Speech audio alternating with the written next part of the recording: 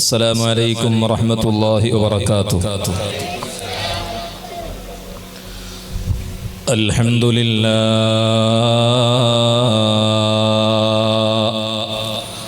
അൽഹംദുലില്ലാഹി നഹ്മദുഹു വനസ്തഈനുഹു വനുഅ്മിനു ബിഹി വനതവക്കലു അലൈഹി വനഊദു ബില്ലാഹി മിൻ ശുറൂരി അൻഫുസിനാ വമിൻ സയ്യിആതി അഅ്മാലിനാ. من يهده الله فلا مضل له ومن يضلله فلا هادي له ونشهد أن لا إله إلا الله ونشهد أن محمدا عبده ورسوله أرسله بالهدى ودين الحق ليظهره على الدين كله ولو كره المشركون. بسم الله عظيم القدرة والشان شديد البطش والبرهان حافظ الدين والقرآن. بسم الله ما شاء الله كان وما لم يشأ لم يكن لا حول ولا قوة إلا بالله العلي العظيم. رب اشرح لي صدري ويسر لي أمري واحلل عقدة من لساني يفقه قولي. رب اشرح لي صدري ويسر لي أمري واحلل عقدة من لساني يفقه قولي. رب اشرح لي صدري ويسر لي أمري واحلل عقدة من لساني يفقه قولي. أعوذ بالله من الشيطان الرجيم. بسم الله الرحمن الرحيم. يريدون ليطفئوا نور الله بأفواههم والله متم نوره ولو كره الكافرون. صدق الله العظيم. قال نبينا وسيدنا محمد صلى الله عليه وسلم بادروا بالأعمال فتنا كقطع الليل المظلم يصبح الرجل مؤمنا ويمسي كافرا ويمسي مؤمنا ويصبح كافرا يبيع دينه بعرض من الدنيا. صدق رسول الله فاق النبيين في خلق وفي خلق ولم يدانه في علم ولا كرم. سريت من حرمي ليلا إلى حرمي كما ترى البدر في داج من الظلم. يا ربي بالمصطفى بلغ مقاصدنا واغفر لنا ما مضى يا واسع الكرم. واغفر لنا ما مضى يا واسع الكرم. واغفر لنا ما مضى يا واسع الكرم. مولاي صل وسلم دائما أبدا على حبيبك خير الخلق كلهم.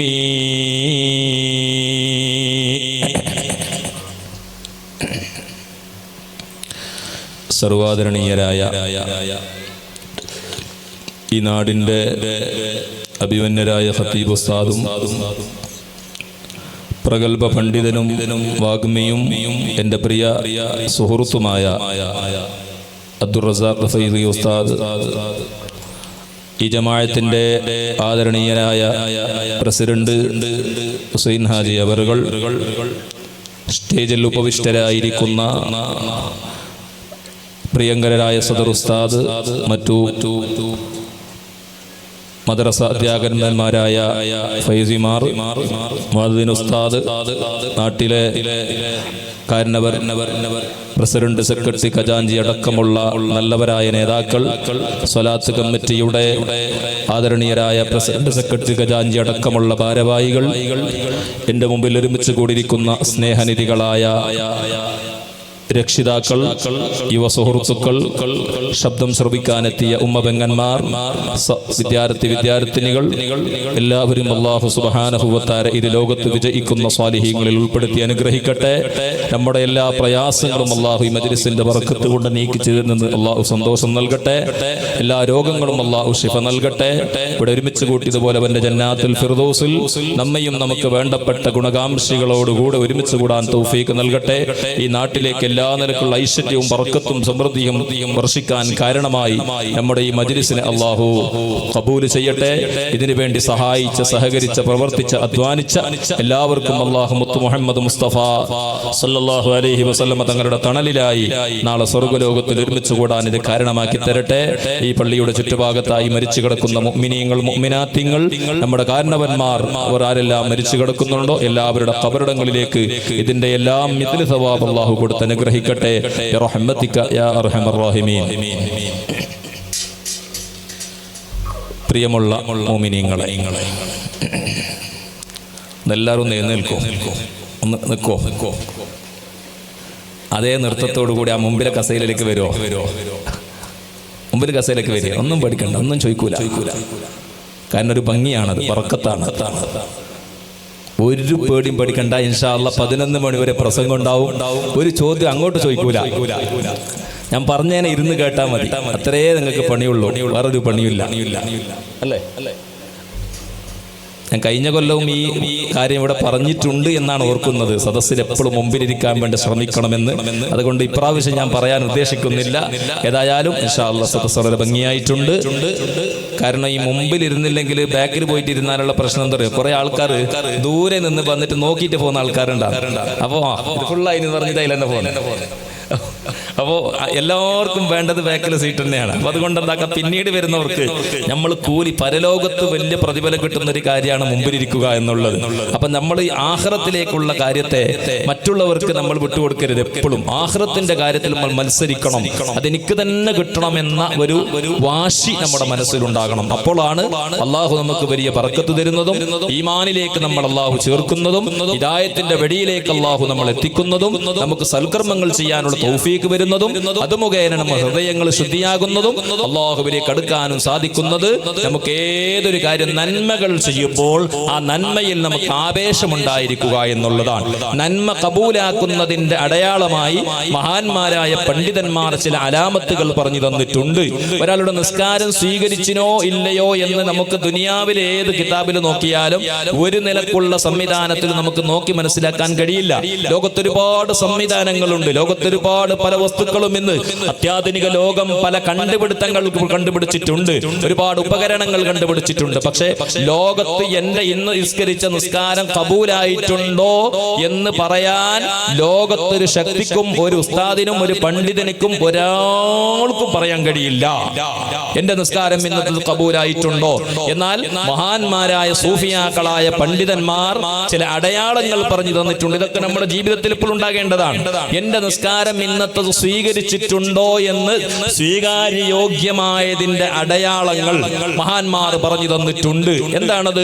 നിസ്കാരത്തിലേക്ക് പോകുമ്പോൾ നല്ല ആവേശത്തോടുകൂടി, നല്ല നമ്മളെ ഭാഷയിൽ പറഞ്ഞാൽ നല്ല ഇൻട്രസ്റ്റോടുകൂടെ നിസ്കാരത്തിനുള്ള ആ ഒരു അങ്ങേറ്റത്തെ ആവേശത്തോടുകൂടെ പോയി നിസ്കാരം കഴിഞ്ഞ് സലാം വീട്ടി ദുആ ചെയ്ത് പിരിയുന്നത് വരെയും ഒരു മടിയുമില്ലാതെ നല്ല ഉന്മേഷത്തിലായിരുന്നു നിന്റെ നിസ്കാരമെങ്കിൽ, നിന്റെ മനസ്സിലേക്ക് റാഹത്ത് തോന്നിയിട്ടുണ്ടെങ്കിൽ ആ നിസ്കാരം സ്വീകരിച്ചു സ്വീകരിച്ചു എന്നതിന്റെ അടയാളമാണ്. അതേ സമയത്ത് നിസ്കാരത്തിലേക്ക് കൈകൊട്ടിയ പാടന്നെ നമ്മൾ എന്തായി, ബായ് വളക്കാൻ തുടങ്ങി. ബായെല്ലാം വളർന്നിട്ട് അങ്ങോട്ടും ഇങ്ങോട്ട് ഇയാൾ എന്തിപ്പോ ഇത്ര വലിയ സൂറത്ത് ഓതാൻ, ഇയാൾ ആഫിൽ എന്ന് പറഞ്ഞിട്ട് ഈനെ ഓതാനകടെ ഇയാൾ ഇമാമത്ത് നിർത്തിനെ. ഇങ്ങനെ നമ്മളെ മനസ്സിൽ വസ്വാസുകൾ ഉണ്ടാകാൻ തുടങ്ങിയാൽ, മടി ഉണ്ടാകാൻ തുടങ്ങിയാൽ അപ്പൊ തന്നെ വിലയിരുത്തണം, എന്റെ നിസ്കാരം സ്വീകരിക്കാത്തതിന്റെ അടയാളമാണ്. അപ്പൊ ഏതൊരു കാര്യം അങ്ങനെ ഇൽമിന്റെ മജ്‌ലിസിലേക്ക് വരുമ്പോ അപ്പൊ തന്നെ ചില സ്ഥലത്ത് ഞാൻ തുടക്കത്തിൽ തന്നെ പറയുന്നത് ഇൻഷാ അല്ലാഹ് 11 മണിക്ക് നിർത്തും. അതുകൊണ്ട് നിങ്ങൾ പിന്നെ ചില സ്ഥലത്തുണ്ട് 11:05 ഇങ്ങനെ നോക്കിയിട്ട് ഞമ്മക്ക് സിഗ്നൽ ആക്കുന്നത് ടൈമായി. അപ്പൊ അങ്ങനെല്ലാം ആക്കേണ്ടി വരൂല ഇൻഷാ അല്ലാഹ്. അതെല്ലാം വരുന്നത് നമ്മുടേതായിരിക്കുന്ന ഇഖ്ലാസ് കുറയുമ്പോഴാണ്. ഏതായാലും ഇൻഷാ അല്ലാഹ് അത്തരം വിഷയത്തിലേക്കൊന്നും കടക്കാതെ വളരെ വിശാലമായ ഒരു വിഷയമാണ് ഇവിടെ നോട്ടീസിൽ കാണിച്ചിട്ടുള്ളത്.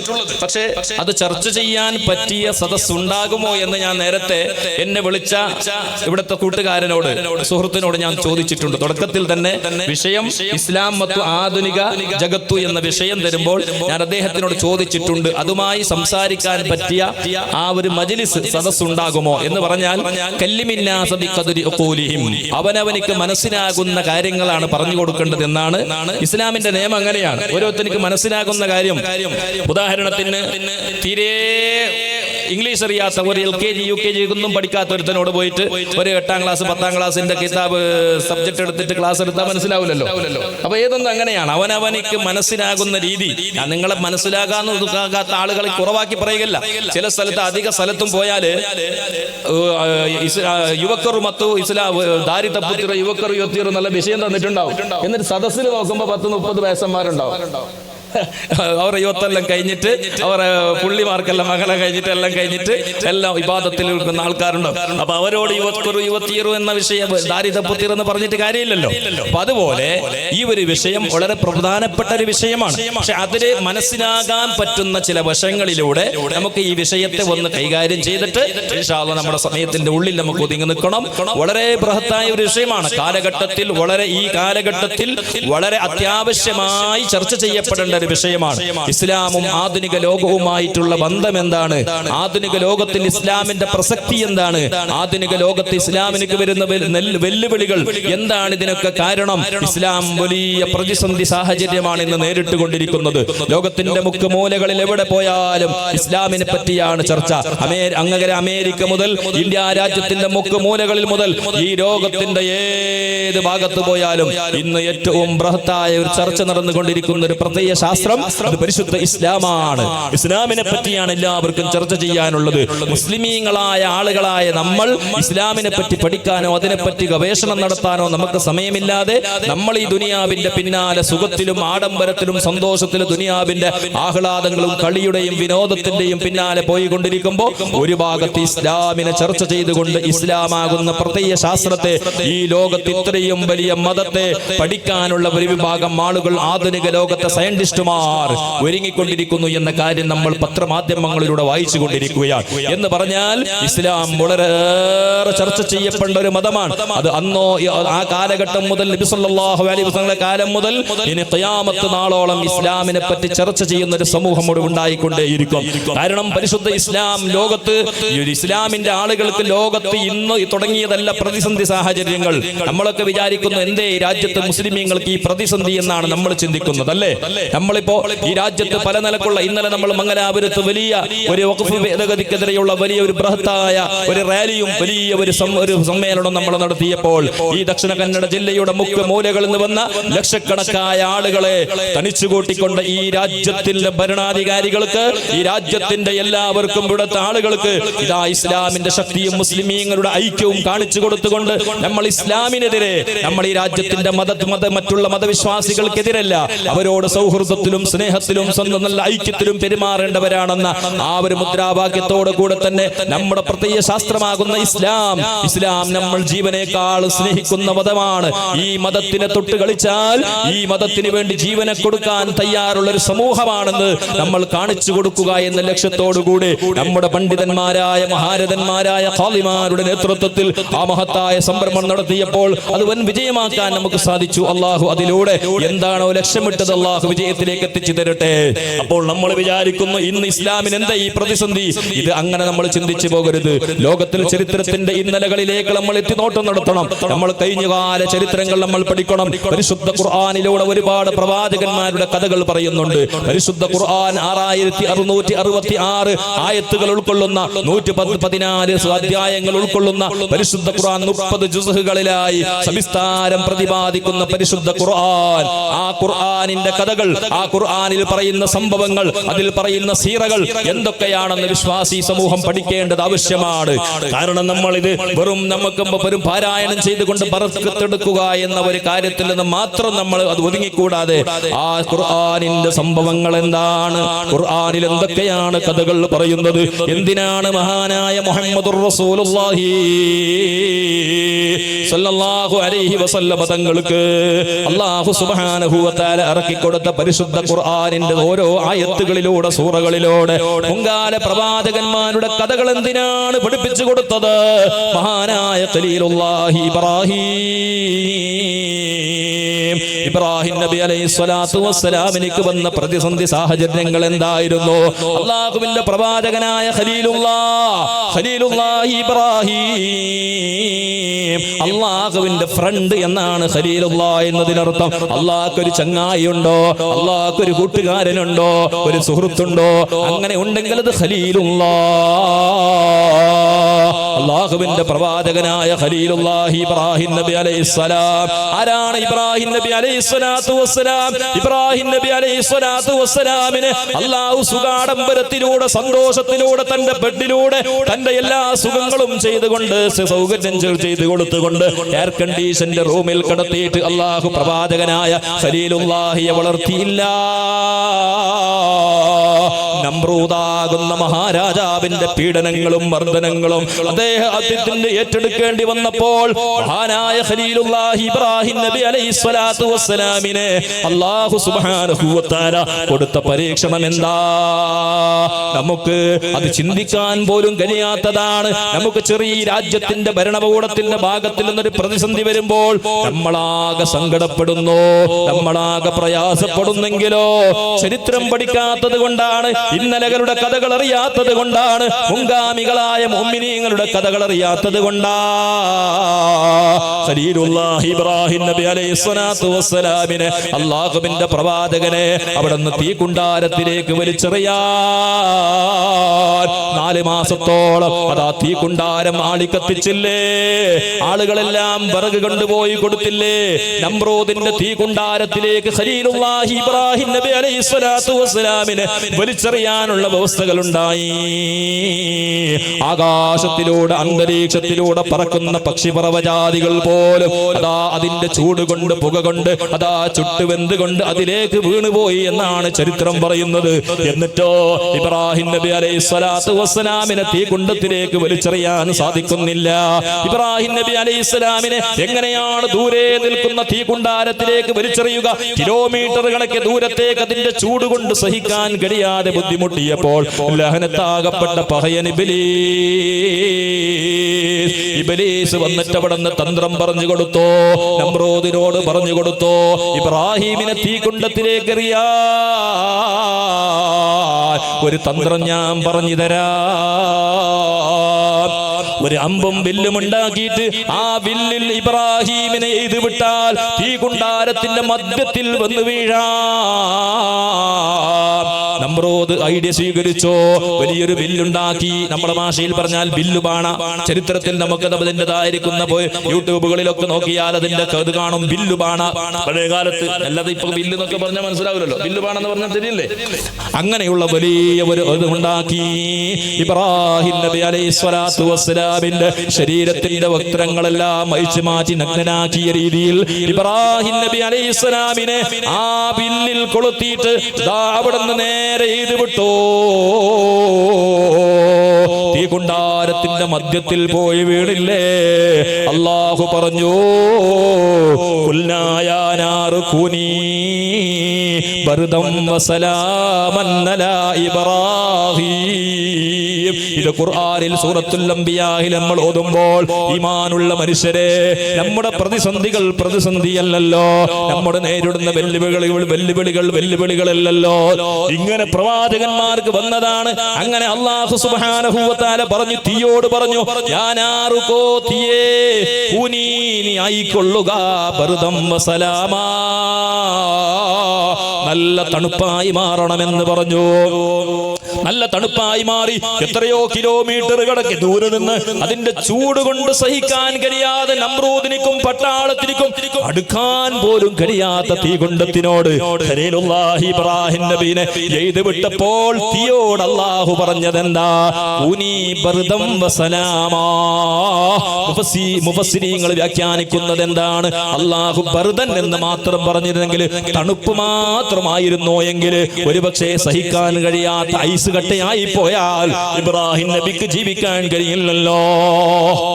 തണുപ്പ് മാത്രമായി പോയാൽ, സഹിക്കാൻ കഴിയാത്ത തണുപ്പ് കട്ടയായി പോയാൽ താമസിക്കാൻ കഴിയില്ല. അല്ലാഹു സുബ്ഹാനഹു വ തആല വളരെയേറെ അതാ ഇബ്രാഹിം നബി അലൈഹി ഇസ്ലാമിന് കൂടെ നല്ല നിലക്കുള്ള സംവിധാനം അവിടെ ഒരുക്കി കൊടുക്കുന്നു.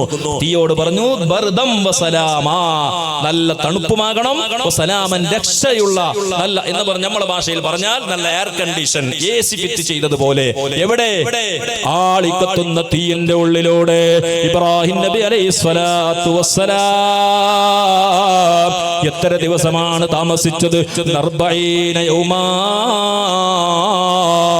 40 ദിവസക്കാലം ഇബ്രാഹിം നബി അലൈഹിസ്സലാം തീകൊണ്ടത്തിൽ ജീവിച്ചു എന്നാണ് ഒരു വിഭാഗം പണ്ഡിതന്മാരുടെ അഭിപ്രായമെങ്കിലോ പ്രിയപ്പെട്ടവരെ, ഇബ്രാഹിം നബി അലൈഹിസ്സലാമിന്റെ ശരീരത്തിന്റെ മാംസത്തിന് പറ്റിയില്ലെന്ന് മാത്രമല്ല, ഒരു രോമം പോലും കരിഞ്ഞില്ല, ഒരു രോമത്തിന് പോലും പോറലേൽക്കാതെ അല്ലാഹു സംരക്ഷിച്ചു.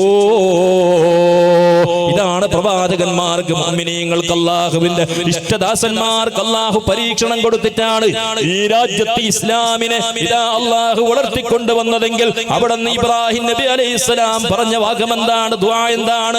അല്ലാഹുവിനോട് പറഞ്ഞു, ഹസ്ബി അല്ലാഹു വ നിഅമൽ വകീൽ, നിഅമൽ മൗലാ വ നിഅമൻ നസീർ.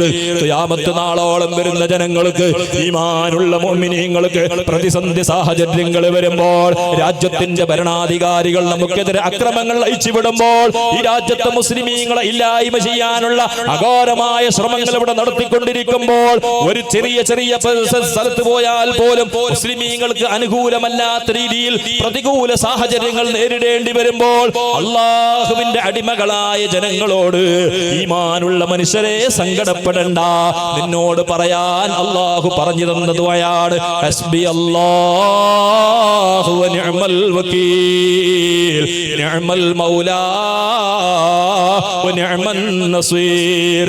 ഇത് റാത്തീബിന്റെ ഇടയിലൂടെ ആയതു അവിടുന്ന് ദിക്റുകൾക്കിടയിലൂടെ ചൊല്ലാനുള്ളത് മാത്രമല്ലല്ലോ, ഖുർആനിന്റെ ആയത്താണ്. ഇബ്രാഹിം നബി അലൈഹിസ്സലാം തീയിലേക്ക് എറിയപ്പെട്ടപ്പോൾ ചൊല്ലിയതാണ് ഹസ്ബി അല്ലാഹ്, എനിക്ക് അല്ലാഹു മതി, എനിക്ക് തീജ്വാലകൾ പ്രശ്നമല്ല, നമ്രൂദിന്റെ തീകുണ്ടാരം എനിക്ക് പ്രശ്നമല്ല, ഹസ്ബി അല്ലാഹ് നിഅമൽ വകീൽ. കാര്യങ്ങൾ ഏൽപ്പിക്കാൻ പറ്റിയവനാണ് എന്റെ റബ്ബ്, അല്ലാഹുവിനോടെല്ലാം ഏൽപ്പിക്കാൻ കഴിവുള്ളവനാണ് എന്റെ റബ്ബ്, എന്റെ കാര്യങ്ങൾ ഏറ്റെടുക്കാൻ കഴിവുള്ളവനാണ് എന്റെ റബ്ബ്, നിഅമൽ മൗലാ വ നിഅമൻ നസീർ.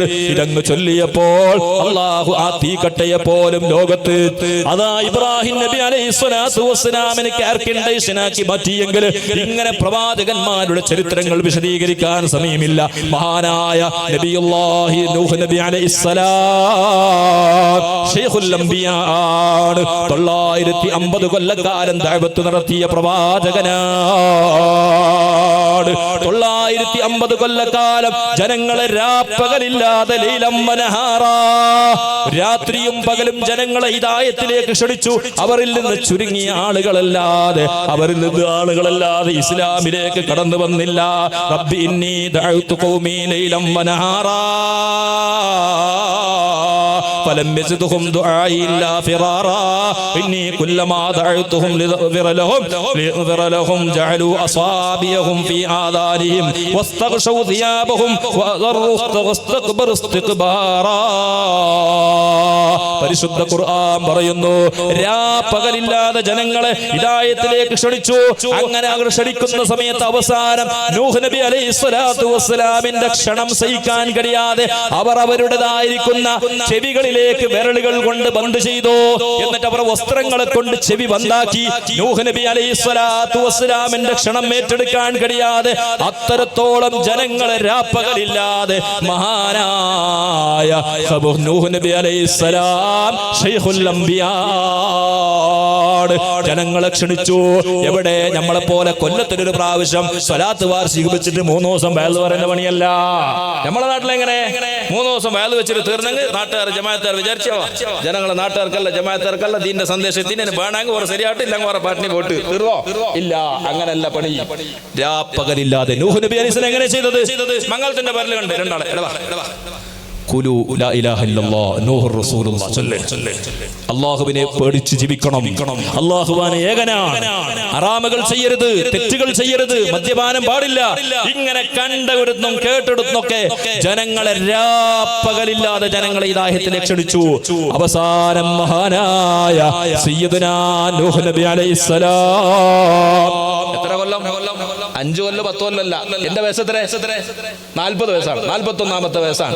ഇനി ഉണ്ടെങ്കിൽ എത്ര ഉണ്ടാവും? കൂടിയാൽ എത്ര ഉണ്ടാവും? കൂടി അങ്ങനെ എത്ര ഉണ്ടാവും? അള്ളാഹു നീട്ടിത്തരട്ടെ. ഉദാഹരണം പറയാൻ ഇനിയിപ്പോ അത്ര കൊല്ലത്തിന് മരിക്കുന്നത് അങ്ങനെയാണ് കൂട്ടാൻ. ഏതായാലും ഉണ്ടായാലും റസൂലുള്ളാഹി തങ്ങൾ പറഞ്ഞു, ഉമ്മത്തിങ്ങൾ ആയുസ് 60ന്റെയും 70ന്റെയും ഇടയിലാണ്. 60ന്റെയും ഇടയിൽ 60ന്റെ 70ന്റെ ഇടയിലാണ്. ചിലപ്പോ അപ്പൊ നിങ്ങൾ ചോദിക്കും, ബാലക്ക് എന്ത് പറയാൻ പറ്റുന്നില്ല. ബാലക്കർ അപ്പൊ ഇനെന്താ യൂട്യൂബ് സെർച്ച് ആക്കിയിട്ട് ക്ലിപ്പിടും. എന്ത് പറയുന്നത്? മിഞ്ഞാന്നല്ലേ ഉസ്താദ് നിങ്ങൾ പേപ്പർ ഓതിട്ടില്ലേ? എന്താ മിഞ്ഞാന്നല്ലേ 95 ആള് ബേസറുകൾ മരിച്ചിട്ട് ഇന്നലെ മിഞ്ഞാൻ നാളെ നോക്കിയിട്ടേ അല്ലേ? അപ്പൊ അത് നാദിറിന് ഒക്കുമില്ല. സാധാരണ ഭൂരിപക്ഷം നോക്കിയിട്ടാണ് തീർമാനം. കൂടുതൽ ആളുകൾ അങ്ങനെയാണ്. അങ്ങനെ നമുക്ക് അത്രയുള്ള 30 കൊല്ലം ഉണ്ടെന്ന് വെച്ചോ. നമ്മൾ എത്ര സമയം ആകെ ദൈവത്ത് നടത്തിയത്? അതിന്റെ ഇടയിൽ നമ്മൾ ജീവിതത്തിന്റെ വലിയൊരു ഭാഗം ഉറങ്ങിയിട്ട് തീർത്തു. ഇത് കച്ചവടം ചെയ്തിട്ട് ജോലി ചെയ്ത് തീർത്തു. മഹാനായ സയ്യിദുനാ ശൈഖുൽ അംബിയാ നൂഹ് നബി അലൈഹിസ്സലാം 950 കൊല്ലം. 950 കൊല്ലം എന്ന് പറഞ്ഞാൽ ഒലിമ്പ് 150 ഒലിമ്പ് 100. ഒലിമ്പ് 100 നമ്മളൊക്കെ എല്ലും മണ്ണും എല്ലാം ഭൂമിന്റെ മണ്ണിൽ ലയിച്ചിട്ട് നമ്മളെ അഡ്രസ്സേ ഉണ്ടാവില്ല. അള്ളാഹു നമുക്കൊക്കെ അള്ളാഹു ഇരുലോകത്തും വിജയം നൽകട്ടെ. മരിച്ചുപോയവർക്ക് അള്ളാഹു മഗ്ഫിറത്ത് നൽകട്ടെ. 950 കൊല്ലക്കാലം ജനങ്ങളെ രാപ്പകലില്ലാതെ ഹിദായത്തിലേക്ക് ക്ഷണിച്ചു. എന്നിട്ടോ വിരളിലെണ്ണാവുന്ന ആളുകൾ മാത്രമാണ് അള്ളാഹു സുബ്ഹാനഹു വ തആല നൂഹ് നബി അലൈഹിസ്സലാം പറഞ്ഞു, പടച്ചോനെ ഇനി പ്രതീക്ഷയില്ല അല്ലാഹ്. ഇവർ ഞങ്ങളെ കളിയാക്കുകയാണ്, പരിഹസിക്കുകയാണ്. ഇവർ ഞങ്ങളെ ദീനിലേക്ക്, ദഅവത്തിലേക്ക്, തൗഹീദിലേക്ക് ഇവർ വരുന്നില്ല. നൂഹ് നബി അലൈഹിസ്സലാത്തു വസ്സലാമിനോട് അല്ലാഹു പറഞ്ഞു, നൂഹേ, ഒരു കപ്പൽ ഉണ്ടാക്കാൻ വേണ്ടി അല്ലാഹു ഓർഡർ കൊടുത്തു. ജൂദി മദ്രസയുടെ പാഠത്തിൽ പണ്ട് പഠിച്ചത് ഓർമ്മയുണ്ടാകും. ജൂദി പർവ്വതത്തിന്റെ മുകളിൽ വെച്ചുകൊണ്ട് വിശാലമായ ഒരു കപ്പലുണ്ടാക്കിയപ്പോൾ ജനങ്ങൾ പരിഹാസത്തിൽ തോന്നിച്ചു, നൂഹ്നിക്ക് ഭ്രാന്താണ് എന്ന് പറഞ്ഞുകൊണ്ട് പരിഹാസം നടത്തി. ഈ ജൂദി പർവ്വതത്തിന്റെ മുകളിൽ കപ്പലെങ്ങോട്ടാണ്? അതിനാരാണ് കടലിലേക്ക് കൊണ്ടുവരിക? അതിനാരാണ് ചുമക്കുക? അവിടത്തേക്ക് വെള്ളം പോകുമോ? പരിഹാസ്യത്തോടെ നൂഹ് നബി അലൈഹിസ്സലാമിനെ ജനങ്ങൾ പരിഹസിക്കാൻ തുടങ്ങി. നൂഹ് നബി അലൈഹിസ്സലാം ഒന്നിനും മറുപടി കൊടുത്തില്ല. അങ്ങനെ ബഹുമാനപ്പെട്ട നൂഹ് നബി അലൈഹിസ്സലാമിന്റെ ഖൗമിനെ അല്ലാഹു ശിക്ഷിക്കുന്നത് ഏതോ ഒരു റൊട്ടിക്കാര് പത്തിരി ഉണ്ടാക്കുന്ന ഒരു സ്ത്രീയുടെ അടുപ്പത്തിൽ നിന്നാണ് വെള്ളം പൊട്ടിപ്പുറപ്പെട്ടത്. ഒരു ഉറവ പൊട്ടിപ്പുറപ്പെട്ടു. വെള്ളം ഇങ്ങനെ ഒഴുകാൻ തുടങ്ങി. നാട് മുഴുവനും വെള്ളം കൊണ്ട് ഇങ്ങനെ വലിയ പ്രളയമായി തുടങ്ങി. ഇതൊന്നും മനസ്സിലാക്കാൻ നമുക്ക് പ്രയാസമില്ല. കഴിഞ്ഞ കൊല്ലം വയനാട്ടിൽ നടന്ന ആ പ്രളയം നോക്കിയാൽ മതിയല്ലോ. ജനങ്ങളെ, അല്ലാഹുക്കൊരു പണിയുമില്ല. വയനാടിന്റെ വലിയ പ്രദേശം, നൂറുകണക്കായ വീടുകളെ രാത്രി സമയത്ത് ഉറങ്ങിയവർ, ഭക്ഷണം കഴിച്ച് ഉറങ്ങിയവർ രാവിലെ എഴുന്നേറ്റ് നോക്കുമ്പോൾ വീടില്ല, ജനങ്ങളില്ല, ജനാളുകളില്ല, വീടുകളില്ല, കൊട്ടാരങ്ങളില്ല, സ്വർണമില്ല, പണമില്ല, വാഹനങ്ങളില്ല, ഒന്നുമില്ലാതെ എല്ലാവരും വെള്ളത്തിന്റെ അടിയിലാണ്. അവസാനം കണക്കുകൾ പറഞ്ഞത് എന്താണെന്നറിയുമോ? ഇനിയും ഒരുപാട് ആളുകളെ ഡെഡ് ബോഡികൾ, മയ്യിത്തുകൾ, ജനാസകൾ കിട്ടാനുണ്ട്. പക്ഷേ പരതീറ്റ് പിടിക്കാനുള്ള സംവിധാനമില്ല. പരാജയപ്പെട്ടില്ലേ? അള്ളാഹു എന്തേ ചെയ്തിട്ടുള്ളൂ? ചെറിയൊരു പണിഷ്മെന്റ് കൊടുത്തിട്ടേ ഉള്ളൂ. നൂഹ് നബി അലൈഹിസ്സലാത്തു വസ്സലാം മുഅ്മിനീങ്ങളെ കൂട്ടിക്കൊണ്ട് കപ്പലിൽ കയറാൻ അള്ളാഹു ഓർഡർ കൊടുത്തു. എല്ലാ ജീവജാലങ്ങളിൽ നിന്നും ഒരു ആണിനെയും പെണ്ണിനെയും കൂട്ടിയിട്ട്, അതായത് ഒരു കാക്കയിൽ നിന്ന് ഒരാണും, ആൺകാക്ക, ഒരു പെണ്ണ് കാക്ക, ഒരാടാണെങ്കിൽ ഒരാടിൽ നിന്ന് ഒരാണും ഒരു പെണ്ണും, ഇങ്ങനെ ഇവിടെ വംശനാശം വരാതിരിക്കാൻ എല്ലാ ജീവജാലങ്ങളിൽ നിന്നും ഓരോന്ന് വികാരം ഒരു ജോഡി വിധേന കപ്പലിൽ കയറ്റി മുഅ്മിനീങ്ങളായ ആളുകൾ മുഴുവനും നൂഹ് നബിയുടെ കൂടെ കൂടി. പ്രളയം കൊണ്ട് നാട് മുഴുവനും നശിച്ചു. നൂഹ് നബി അലൈഹിസ്സലാത്തു വസ്സലാമിന്റെ മകന് പോലും അതാ അവിടെ നിന്ന് വെള്ളത്തിൽ മുങ്ങിക്കൊണ്ട് ഇതാ നൂഹ് നബി അലൈഹിസ്സലാം മകനെ വിളിച്ചപ്പോൾ അവൻ പറഞ്ഞു, നൂഹ് നബി അലൈഹിസ്സലാത്തു വസ്സലാം പറഞ്ഞു, മോനെ കപ്പലിൽ കയറിക്കോ, രക്ഷയില്ല. അവിടെ നിന്ന് മോന് പറഞ്ഞു, സാവീലാ ജബൽ, ഞാൻ ആ കുന്നിന്റെ മോലെ കയറി രക്ഷപ്പെടാം. എന്നിട്ട് പോലും ഇസ്ലാമിലേക്ക് വന്നില്ല. എല്ലാവരും നശിപ്പിച്ചു. ഇങ്ങനെ ലോകത്ത് പ്രതിസന്ധി സാഹചര്യങ്ങളാണ്. പ്രവാചകന്മാർക്ക് മുഴുവനും പ്രതിസന്ധികളാണ് ലോകത്ത് വന്നിട്ടുള്ളത്. പൊന്നാര മുസ്ലിമേ, ചെറിയൊരു പ്രശ്നം വരുമ്പോ, ചെറിയൊരു പ്രയാസം വരുമ്പോ അള്ളാനെ വെല്ലുവിളിക്കാൻ നിൽക്കണ്ട. ഉള്ള ഈമാനും നഷ്ടപ്പെട്ടെന്ന വാക്കുകൾ പറയണ്ട. പ്രതിസന്ധി സാഹചര്യങ്ങളിൽ ഈമാനോടെ ഉറച്ചു നിൽക്കാനുള്ള സംഭവങ്ങളാണ് പരിശുദ്ധ ഖുർആൻ പറഞ്ഞു തരുന്നത്. എന്തിനീ കഥകൾ ഖുർആൻ പറഞ്ഞു തരുന്നു? അഷ്റഫുൽ ഖൽഖ് മുഹമ്മദുർ റസൂലുള്ളാഹി, അല്ലാഹുവിന്റെ റസൂലാരാ? നബി തങ്ങളെക്കാളും ശ്രേഷ്ഠരായ ഒരു മനുഷ്യനെ ലോകത്തല്ല പടച്ചിട്ടില്ലല്ലോ. അല്ലാഹുവിനിക്ക് വേണ്ടാൻ റസൂലിനിക്ക് വേണ്ടിയാണ് പ്രപഞ്ചത്തെ പടച്ചത്. ആ പ്രവാചകന്റെ കഥയറിയുമോ? ഇസ്ലാമിന്റെ ദഅവത്തിന്റെ കാലം നിങ്ങൾക്കറിയില്ലേ? അല്ലാഹുവിന്റെ റസൂൽ 40 കൊല്ലക്കാലം ജനങ്ങൾക്ക് വിശ്വസ്തനായിരുന്നു, അൽ-അമീനായിരുന്നു, സത്യസന്ധനായിരുന്നു, എല്ലാവർക്കും വിശ്വസ്തൻ, അമീന സാദിഖ് എന്ന് വിളിച്ച പ്രവാചകനാണ്. മക്കയിൽ ആർക്കെങ്കിലും പ്രശ്നമുണ്ടായാൽ അതിനെ കോംപ്രമൈസ് ചെയ്യുന്ന നേതാവ് മുഹമ്മദുർ റസൂലുള്ളാഹ്, അല്ലാഹുവിന്റെ റസൂലാണ്. ആ മുഹമ്മദ് നബി സല്ലല്ലാഹു അലൈഹി വസല്ലം 40ാമത്തെ വർഷത്തില് അവിടുന്ന് പ്രവാചകനായപ്പോൾ അല്ലാഹു പ്രവാചകനായി സെലക്ട് ചെയ്തില്ലേ? അല്ലാഹുവിന്റെ റസൂലിനെ പ്രവാചകനായി സെലക്ട് ചെയ്തപ്പോൾ അല്ലാഹുവിന്റെ റസൂൽ സല്ലല്ലാഹു അലൈഹി വസല്ലം തങ്ങൾ ആദ്യമായി മക്ക നിവാസികളെ, ഖുറൈശി തറവാട്ടുകാരെ വിളിച്ചുകൊണ്ട് അല്ലാഹുവിന്റെ റസൂൽ സഫാ പർവതത്തിന്റെ മുകളിൽ കയറുന്നു. സഫാ പർവ്വതം കണ്ടിട്ടുണ്ടോ? പോയവർക്കൊക്കെ കണ്ടിട്ടുണ്ടോ? പക്ഷെ ഇന്ന് കണ്ട പോലത്തെ സഫ ഒന്നുമല്ല. അത് വലിയ പർവ്വതമായിരുന്നു. ഇന്ന് അതിനെ ചുരുക്കി ചുരുക്കി ചുരുക്കി ചുരുക്കി ചെറിയ, ഇന്നത്തെ അതിന്റെ ബിൽഡിങ്ങിന്റെ ഉള്ളിൽ തന്നെയാണ് അതിനെ ഒതുക്കി വെച്ചിട്ടുള്ളത്. അതിന്റെ ചെറിയൊരു അലാമത്ത് മാത്രമേ ഉള്ളൂ. അത് സഫാ പർവ്വതം വലിയ ഉയർന്ന സ്ഥലമാണ്. ആ പർവ്വതത്തിന്റെ മുകളിൽ കയറി അല്ലാഹുവിന്റെ റസൂൽ വിളിച്ചു, യാ അഹ്ല ഖുറൈശ്, ഖുറൈശി കൂട്ടുകാരെ ഇങ്ങോട്ട് വരൂ. എല്ലാവരും ഓടിക്കൂടി. അബ്ദുൽ മുത്തലിബിന്റെ മക്കള്, മക്കത്തുള്ള പ്രമുഖന്മാർ, വലിയ വലിയ ധനാഢ്യർ, വലിയ വലിയ പേരുകേട്ട ലീഡർമാർ എല്ലാവരും ഒരുമിച്ച് കൂടി. കാരണം എന്താണ്? മുഹമ്മദ് വിളിച്ചാൽ എന്തോ കാര്യമുണ്ടെന്നറിയാം. മുഹമ്മദ് സത്യക്ക് എന്തെങ്കിലും കാര്യമില്ലാതെ വിളിക്കൂലെന്നറിയാം. അല്ലാഹുവിന്റെ റസൂൽ വിളിക്കുകയാണ്, മുഹമ്മദ് വിളിക്കുകയാണ്. ആളുകളെല്ലാം ഒരുമിച്ച് കൂടി.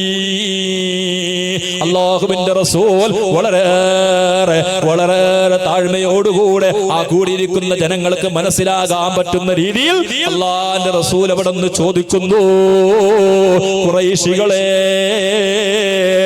ഞാൻ നിൽക്കുന്ന പർവ്വതത്തിന്റെ പിന്നിലൂടെ നിങ്ങളോട് യുദ്ധം ചെയ്യാൻ യുദ്ധസന്നാഹരായി നിൽക്കുന്ന ഒരു കൂട്ടം പട്ടാളമുണ്ടെന്ന് ഞാൻ പറഞ്ഞാൽ അത് നിങ്ങൾ വിശ്വസിക്കുമോ? വളരെ നബി തങ്ങളുടെ ആ അങ്ങേറ്റത്തെ അവരെ മനസ്സ് പിടിച്ചെടുക്കുന്ന രീതിയിലാണ്. കാരണം അവർക്ക് നബിയോടുള്ള വിശ്വാസം എങ്ങനെയാണെന്ന് നോക്കി മനസ്സിലാക്കിയിട്ട് അവരോട് സംസാരിക്കുന്നുള്ളൂ. ചോദിച്ചു, ഞാൻ നിൽക്കുന്ന ഈ പർവ്വതത്തിന്റെ മുകളിൽ നിങ്ങളോട് യുദ്ധം ചെയ്യാൻ വേണ്ടി ആയുധം പിടിച്ചിട്ട് ഒരു കൂട്ടം ആളുകൾ നിൽപ്പുണ്ട് എന്ന് പറഞ്ഞാൽ നിങ്ങളുടെ പ്രതികരണം എന്താണ്? എല്ലാവരും ഏകകണ്ഠമായി ഐക്യകണ്ഠമായി പറഞ്ഞു, മുഹമ്മദേ നീ പറഞ്ഞാൽ ഞങ്ങൾ വിശ്വസിക്കും, നീ അൽ അമീനാണ്, സ്വാദിഖാണ്, മക്കയിൽ ഒരു വിശ്വസ്തൻ നീ മാത്രമേ ഉള്ളൂ, നീ എന്ത് പറഞ്ഞാലും വിശ്വസിക്കുന്നവരാണ് ഞങ്ങൾ. ഇത് പറഞ്ഞപ്പോൾ അല്ലാഹുവിന്റെ റസൂൽ എവിടെന്ന് പറഞ്ഞു, അങ്ങനെ ഒരു യുദ്ധസന്നാഹം ഇവിടെയില്ല, ആയുധ വിഭൂഷിതരായി നിൽക്കുന്നൊരു ജനകൂട്ടമില്ല. ഞാൻ നിങ്ങളെ വിളിച്ചത് എന്തിനാണെന്നറിയുമോ? ഇന്നലെ വരെ പറയാത്തൊരു സത്യം, ഇന്നലെ വരെ പറയാത്തൊരു സത്യസന്ദേശം നിങ്ങളോട് പറയാനാണ് ഞാൻ വിളിച്ചിരിക്കുന്നത്. അല്ലാഹുവിന്റെ റസൂല് പറഞ്ഞു, ഖൂലൂ ലാ ഇലാഹ ഇല്ലല്ലാഹ് മുഹമ്മദുർ റസൂലുള്ളാഹ്. നിങ്ങൾ ലാ ഇലാഹ ഇല്ലല്ലാഹ് പറയണം. ലാത്തക്കും മുസ്സക്കും മനാത്തക്കും ഒന്ന് കഅബാലയത്തിന്റെ ഉള്ളിൽ ഒതുക്കി വെച്ചിരിക്കുന്ന 300 ചില്ലാന ദൈവമൂർത്തികൾക്കൊരു കഴിവുമില്ല, അവർക്കൊരു പവറുമില്ല. ഏകനായ റബ്ബാണ്, സർവാദി റബ്ബുൽ ഇസ്സത്ത് അല്ലാഹുവാണ്, അവനിക്ക് മാത്രമേ ഖുദ്റത്തുള്ളൂ.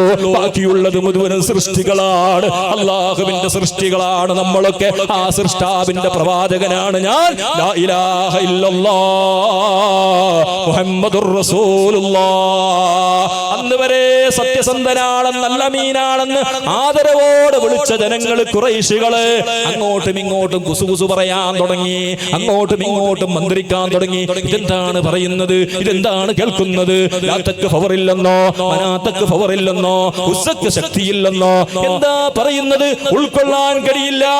അങ്ങനെ ഓരോ നാളുകൾ പിന്മാറാൻ തുടങ്ങി.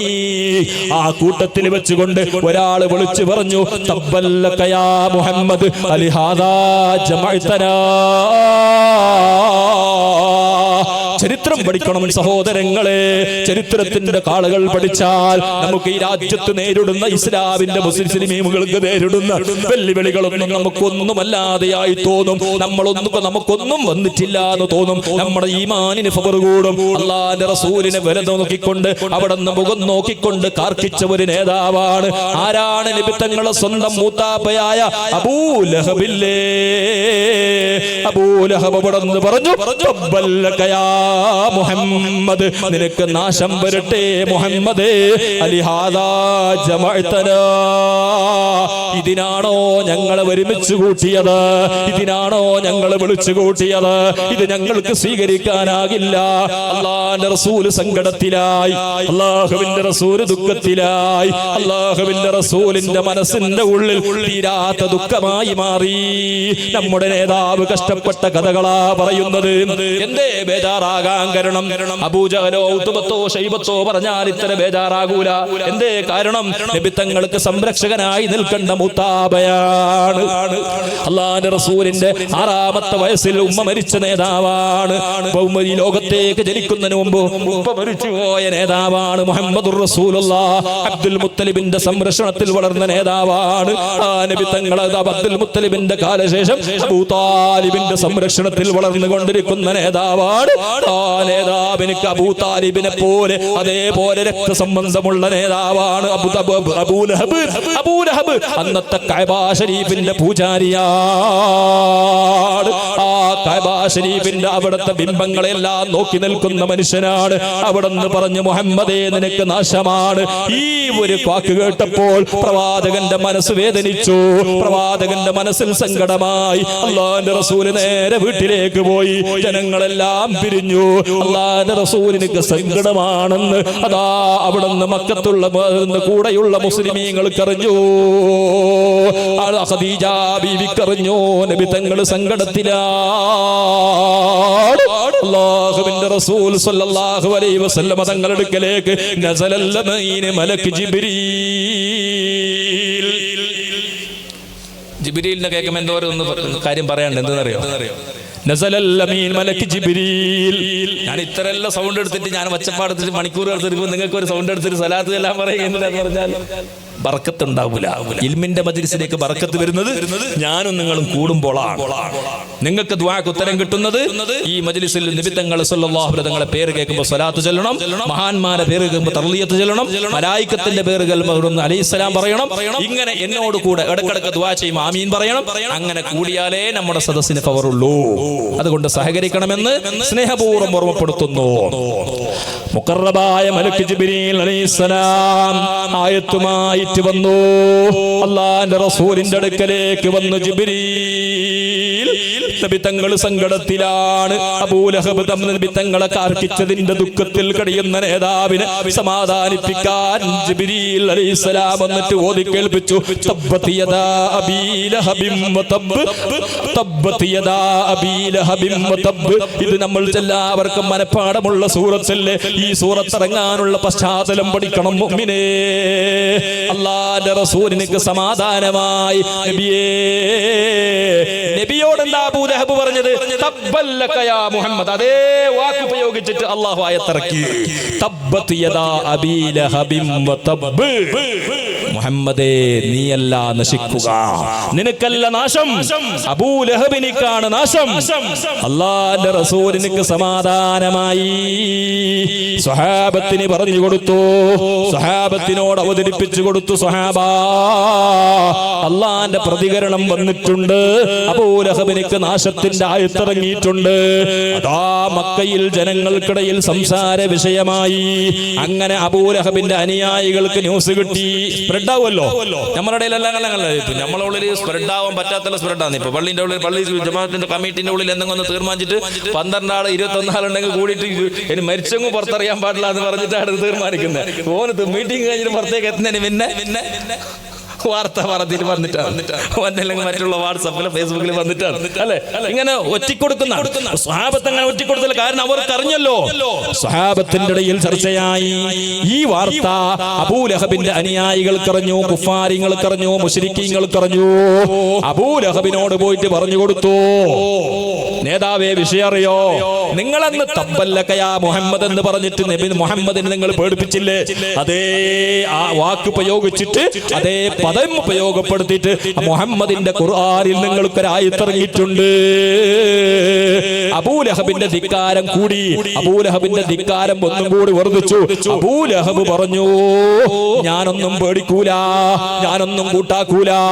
എനിക്ക് പണമുണ്ട്, എനിക്ക് സമ്പത്തുണ്ട്, എനിക്ക് അധികാരമുണ്ട്, എനിക്ക് പത്രാസുണ്ട്, എനിക്കെല്ലാമുണ്ട് എന്ന് പറഞ്ഞിട്ട് അദ്ദേഹം അതാ ധൈര്യം കാട്ടി. മുസ്ലിമേ, പാഠമുണ്ട് ഇതിൽ നമുക്ക്. ഇവിടത്തെ ഇസ്ലാമിന്റെ വിരോധികളായ ആളുകൾ കയ്യിൽ ഭരണാധിപത്യം അവരുടെ കയ്യിലുണ്ടെന്ന് പറഞ്ഞിട്ട് നീ പേടിക്കണ്ട. അവരുടെ കയ്യിൽ അധികാരം കയ്യിലുണ്ടെന്ന് പറഞ്ഞിട്ട് നീ പേടിക്കണ്ട. അവരുടെ കയ്യിൽ ഇവിടുന്ന് സമ്പത്തുണ്ടെന്ന് പറഞ്ഞിട്ട് പേടിക്കണ്ട.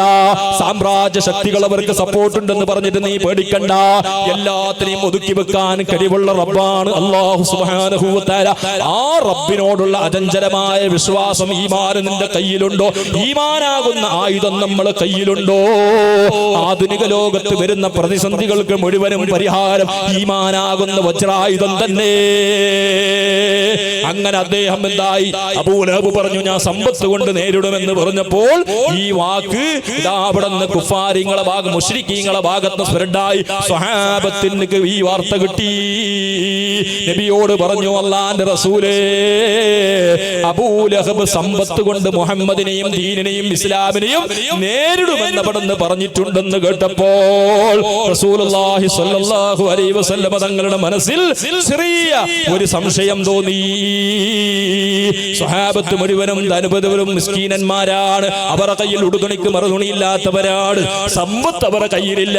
അവരുടെ കയ്യിൽ ആ പട്ടാളവും ആയുധങ്ങളും ഇല്ലല്ലോ. ആ സമയത്ത് നബി തങ്ങളുടെ സങ്കടം മനസ്സിലാക്കി പരിശുദ്ധ ഖുർആനിന്റെ സൂറത 2-ാമത്തെ ആയത്തിറങ്ങി. മാ അഗ്നാ അൻഹു മാലുഹു വമാ കസബ്. ഈ ആയത്ത്, ഈ സൂറത്ത് നാളെ ഓതുമ്പോ ഈ ചരിത്രം നമ്മുടെ ഹൃദയത്തിലേക്ക് വരണം. ഈമാൻ നമ്മുടെ മനസ്സിൽ വർദ്ധിക്കണം. ഈമാനാകുന്ന പവർ കൂടണം. നമുക്ക് അല്ലാഹുവിൽ അചഞ്ചലമായ വിശ്വാസം ഉണ്ടാകണം. എന്താണതിൽ ആയത്തിൽ പറയുന്നത്? മാ അഗ്നാ അൻഹു മാലുഹു വമാ കസബ്. അവന്റെ സമ്പത്തും അവന്റെ യാതൊന്നും അവനിക്ക് ഉപകരിക്കുകയില്ല. ഈ ആയത്തിറങ്ങിയത് അബൂ ലഹബിനിക്ക് വാർത്ത എത്തി.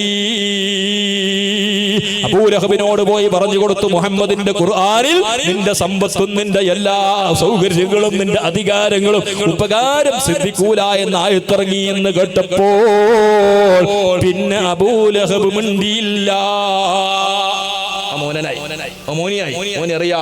മുഹമ്മദിന്റെ ഖുർആനിൽ അങ്ങനെ പറഞ്ഞിട്ടുണ്ടെങ്കിൽ, അള്ളാഹുവിന്റെ ഖുർആനിൽ അങ്ങനെ പറഞ്ഞിട്ടുണ്ടെങ്കിൽ എനിക്ക് എന്റെ സമ്പത്ത് കൊണ്ട് നേരിടാൻ കഴിയൂല എന്നതായി. അങ്ങനെ അബൂലഹബിന്റെ മനസ്സിന്റെ ഉള്ളാലെ പേടി വരാൻ തുടങ്ങി, ഉള്ളിലാകെ ഭയം വരാൻ തുടങ്ങി. ദീനിനോട് കളിച്ചു കഴിഞ്ഞിട്ടുണ്ട്, പക്ഷേ കളിച്ചത് കിട്ടുമെന്ന് ഉറപ്പുണ്ട് അബൂലഹബിന്റെ മനസ്സിന്റെ ഉള്ളിൽ. അങ്ങനെ ചരിത്രം ഞാൻ ചുരുക്കി പറയട്ടെ, നീട്ടി വിശാലമായി പറയാൻ സമയമില്ല. അങ്ങനെ ആ ഇടക്കാണ് ഇസ്ലാമിന് വേണ്ടി ബദർ, അങ്ങനെ കൊല്ലങ്ങൾ കുറെ കഴിഞ്ഞു. അങ്ങനെ അതാ അവിടുന്ന് അബൂജഹലിന്റെ നേതൃത്വത്തില് അവിടുന്ന് ബദർ യുദ്ധക്കളത്തിലേക്ക് പോകുന്ന ആ ഒരു രംഗം വരുന്നു. മക്കത്തുള്ള വലിയ വലിയ കുഫാരികളെ മുഴുവനും ഒരുമിച്ച് കൂട്ടിയിട്ട് അള്ളാന്റെ റസൂലിനോടും ദീനിനോടും അവിടുന്ന് ഏറ്റുമുട്ടാൻ വേണ്ടി ബദറിന്റെ പോർക്കളത്തിലേക്ക് പോകാൻ വേണ്ടി ജനങ്ങളെ ഒരുമിച്ച് കൂട്ടുന്നതിന്റെ ഇടയിൽ അബൂലഹബിനോട് പോയിട്ട് പറഞ്ഞു, ബദർ കളത്തിലേക്ക് പോകാനുണ്ട്, അതുകൊണ്ട് വരണം.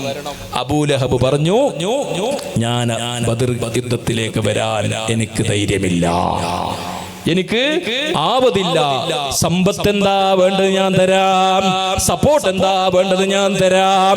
അങ്ങനെ അദ്ദേഹത്തിന്റെ പകരമായി ഒരുപാട് ആളുകളെ അദ്ദേഹത്തിന്റെ സമ്പത്ത് ചെലവാക്കിയിട്ട് ബദറിന്റെ യുദ്ധക്കളത്തിലേക്ക് പറഞ്ഞു വിട്ടു.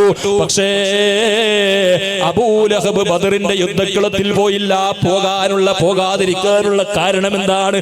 മുഹമ്മദിന്റെ ഖുർആനിൽ ആയത്തിറങ്ങിയിട്ടുണ്ട്, ആ ശാപം എനിക്ക് കിട്ടുക തന്നെ ചെയ്യും, ആ നാശം എന്നിലേക്ക് വരിക തന്നെ ചെയ്യുമെന്ന ഉറച്ച വിശ്വാസത്തോടെ അബൂലഹബ് കാത്തു നിൽക്കുന്നു.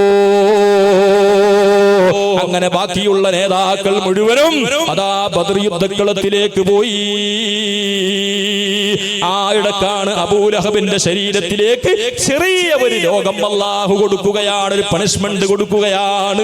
പൊന്നാര മുസ്ലിമേ, ആധുനിക ലോകത്ത് ഇസ്ലാമിനെ പലതും പറഞ്ഞുകൊണ്ട് പലതും പൊട്ടിക്കാട്ടുന്ന ആളുകളില്ലേ? ഈ അടുത്ത് നമ്മൾ കണ്ടില്ലേ, നമ്മുടെ ബെൽത്തങ്കടി ഭാഗത്ത് എന്നാണ് എന്റെ ഓർമ്മ ശരിയാണെങ്കിൽ, ഒരു വീട്ടിൽ വെച്ചുകൊണ്ട് ഏതോ ഒരു ഫംഗ്ഷനിൽ വെച്ചുകൊണ്ട് ബാങ്കിനെ പരിഹസിച്ച ഒരു വിഭാഗം ആളുകൾ അല്ലാഹുവിന്റെ ഏറ്റവും വലിയ ദീനിന്റെ ചിഹ്നമായ ബാങ്കിനെയും ഇഖാമത്തിനെയും നിസ്കാരത്തിന് പോലും പരിഹസിക്കുന്ന അമുസ്ലിമീങ്ങളായ ആളുകൾ ഇവിടെ വീഡിയോ വൈറലായിട്ടുണ്ട്. ചെറുപ്പക്കാരെ, എന്തേ അവർക്ക് അല്ലാഹു കൊടുത്തിട്ടില്ല എന്ന ഒരു ചിന്ത നിന്റെ മനസ്സിൽ വേണ്ട. അബൂലഹബിന് കൊടുത്തത് കൊല്ലങ്ങൾ കുറെ കഴിഞ്ഞിട്ടാണ്. അബൂലഹബിന് അല്ലാഹു കൊടുത്തത് വലിയ ക്യാൻസർ മാലല്ല, വലിയ അദ്ദേഹത്തിന്റെ വീടിനെ മുഴുവനും അട്ടിമറിച്ചിട്ട് ഭൂമിയിലേക്ക് നശിപ്പിച്ചതല്ല. അല്ലാഹു കൊടുത്താൽ ചെറുത് മതി, അള്ളാഹു ശിക്ഷിക്കാൻ വിചാരിച്ചാൽ ചെറുത് മതി, ഒരു ചെറിയ ചൊറിയായാൽ മതി, വേറൊന്നും വേണ്ട. നമ്മൾ അള്ളാഹ് ശിക്ഷിക്കാൻ വിചാരിച്ചിട്ടുണ്ടെങ്കിൽ ഒരു തലവേദന എന്നാ മതി, വേറെ വലിയ മാരകമായ രോഗം വേണ്ട. വിട്ടുമാറാത്തൊരു തലവേദന. ഒരു ദിവസം കഴിഞ്ഞു, ഗുളിക കുടിച്ചു, ഇല്ല, എല്ലാ ടെസ്റ്റുകളും നടത്തി, എല്ലാം ചെയ്തു, ഒരു മാറ്റവും ഇല്ല. 8 ദിവസം കഴിഞ്ഞു, 10 ദിവസം ഡോക്ടർമാർ മുഴുവനും പറഞ്ഞു, ഇനി ഞങ്ങളുടെ കയ്യിൽ മെഡിസിൻ ഇല്ല. എന്ത് ചെയ്യും? എന്തെങ്കിലും ചെയ്യാൻ കഴിയോ? ഒന്നും ചെയ്യാൻ കഴിയില്ല. അള്ളാഹിനോട് നമ്മൾ പറയലല്ലാതെ, തവക്കുൽ അള്ളാഹ് ചെയ്യലല്ലാതെ, മൂമിനെ നമ്മളെ കയ്യിൽ പൈസയുണ്ട്, അധികാരമുണ്ട്, അതുണ്ട്, ഇതുണ്ട് എന്നൊന്നും പറഞ്ഞിട്ട് തുള്ളാൻ നിൽക്കണ്ട. അള്ളാഹിനെ മുറുകെ പിടിക്ക്, ദീനിലേക്ക് മടങ്ങ്, ഇസ്ലാമിലേക്ക് വാ, അള്ളാഹുവിന്റെ അടിമയായി ജീവിക്ക്, റബ്ബിന്റെ ആ ഒരു അടിമയായി താഴ്മയോട് കൂടി ജീവിക്ക്. നമ്മുടെ കാര്യങ്ങൾ മുഴുവൻ അള്ളാഹുവാണ് നിയന്ത്രിക്കുന്നത്. എനിക്കൊരു കഴിവില്ല, മേലേക്കിട്ട കൈ താഴോട്ട് താഴ്ത്തണമെങ്കിൽ എന്റെ റബ്ബിന്റെ കഴിവ് വേണം, ഇതില്ലാതെ കഴിയില്ല എന്ന ഒരു ഉറച്ച വിശ്വാസത്തിലേക്ക് വന്നാൽ നമുക്കിവിടെ ടെൻഷനുകളില്ല. അബൂലഹബിന്റെ ശരീരത്തിൽ ചെറിയ ഒരു കുമിളകൾ പൊന്തി വരാൻ തുടങ്ങി. ഈ നമ്മുടെ ഭാഷയിൽ പറഞ്ഞാൽ നമ്മുടെ നാട്ടിലുള്ള വസൂരി പോലെയുള്ള ഒരു രോഗം. പഴയ കാലത്ത് വസൂരി ചരിത്രം കേട്ടിട്ടില്ലേ? വസൂരി എന്ന് പറയുന്ന ചെറിയ വസൂരി ഒന്നും പറയണ്ട, നമ്മുടെ നാട്ടില് ഈ ചെറിയ ചെറിയ പകർച്ചവ്യാധികളൊക്കെ അടുത്ത് നമ്മൾ കൊറോണ കാണാത്ത രോഗമാണ്. ശരീരത്തിൽ അത് എങ്ങനത്തെ കണ്ടിട്ടില്ല. കൊറോണന്റെ കുറെ ചിഹ്നങ്ങൾ കണ്ടു എന്നല്ലാതെ അടുത്ത നമ്മളെ കൊറോണ ഒരു കൊറോണന്റെ ചിഹ്നം പോലത്തെ ഒരു ചെടിയിൽ പിടിച്ചപ്പോ കൊറോണന്റെ ചെടി എന്ന് പറഞ്ഞിട്ടൊക്കെ എല്ലാം നമ്മള് ഡയലോഗ് അടിക്കാണ്, എല്ലാം തമാശയാണ്. നമുക്കെല്ലാം ഒന്നും കാര്യമില്ല, നമുക്ക് അതിലും നമ്മൾ തമാശയാണ് നമ്മുടെ ചെറുപ്പക്കാർ. പ്രിയപ്പെട്ടവരെ, വസൂരി എന്ന് പറയുന്ന ഒരു രോഗം വന്നു. ആ രോഗത്തിന് മരുന്ന് വാങ്ങി മക്കയിലുള്ള ഇജാസിലുള്ള വലിയ വലിയ വൈദ്യന്മാരെ കൊണ്ടുവന്നു. അവരെല്ലാവരും ചികിത്സിച്ചു നോക്കി. ഒരു മാറ്റവുമില്ല. അങ്ങകലെ രാജ്യത്തിന്റെ നാനാഭാഗങ്ങളിൽ നിന്ന്, പുറം രാജ്യങ്ങളിൽ നിന്ന് വൈദ്യന്മാരെ, ഡോക്ടർമാരെ കൊണ്ടുവന്നു അബൂലഹബിനിക്ക് ചികിത്സിക്കാൻ. അദ്ദേഹത്തിന്റെ രോഗത്തിനൊരു ശമനവുമില്ല. അങ്ങനെ അദ്ദേഹത്തിന്റെ ശരീരമാകെ ചീഞ്ഞു നാറാൻ തുടങ്ങി. ആരാണിത്? ആരാണ്? നബി തങ്ങളുടെ മൂത്താബയാണ്. പക്ഷെ അള്ളാന്റെ ദീനിനോട് കളിച്ചപ്പോൾ അള്ളാഹു പണിഷ്മെന്റ് കൊടുക്കാതെ വിട്ടില്ല. ശരീരമാകെ ചീഞ്ഞു നാറാൻ തുടങ്ങി. അദ്ദേഹത്തിന്റെ സമ്പത്ത് മുഴുവൻ ഓരോന്നോരോന്നായി വിൽപ്പന നടത്തി.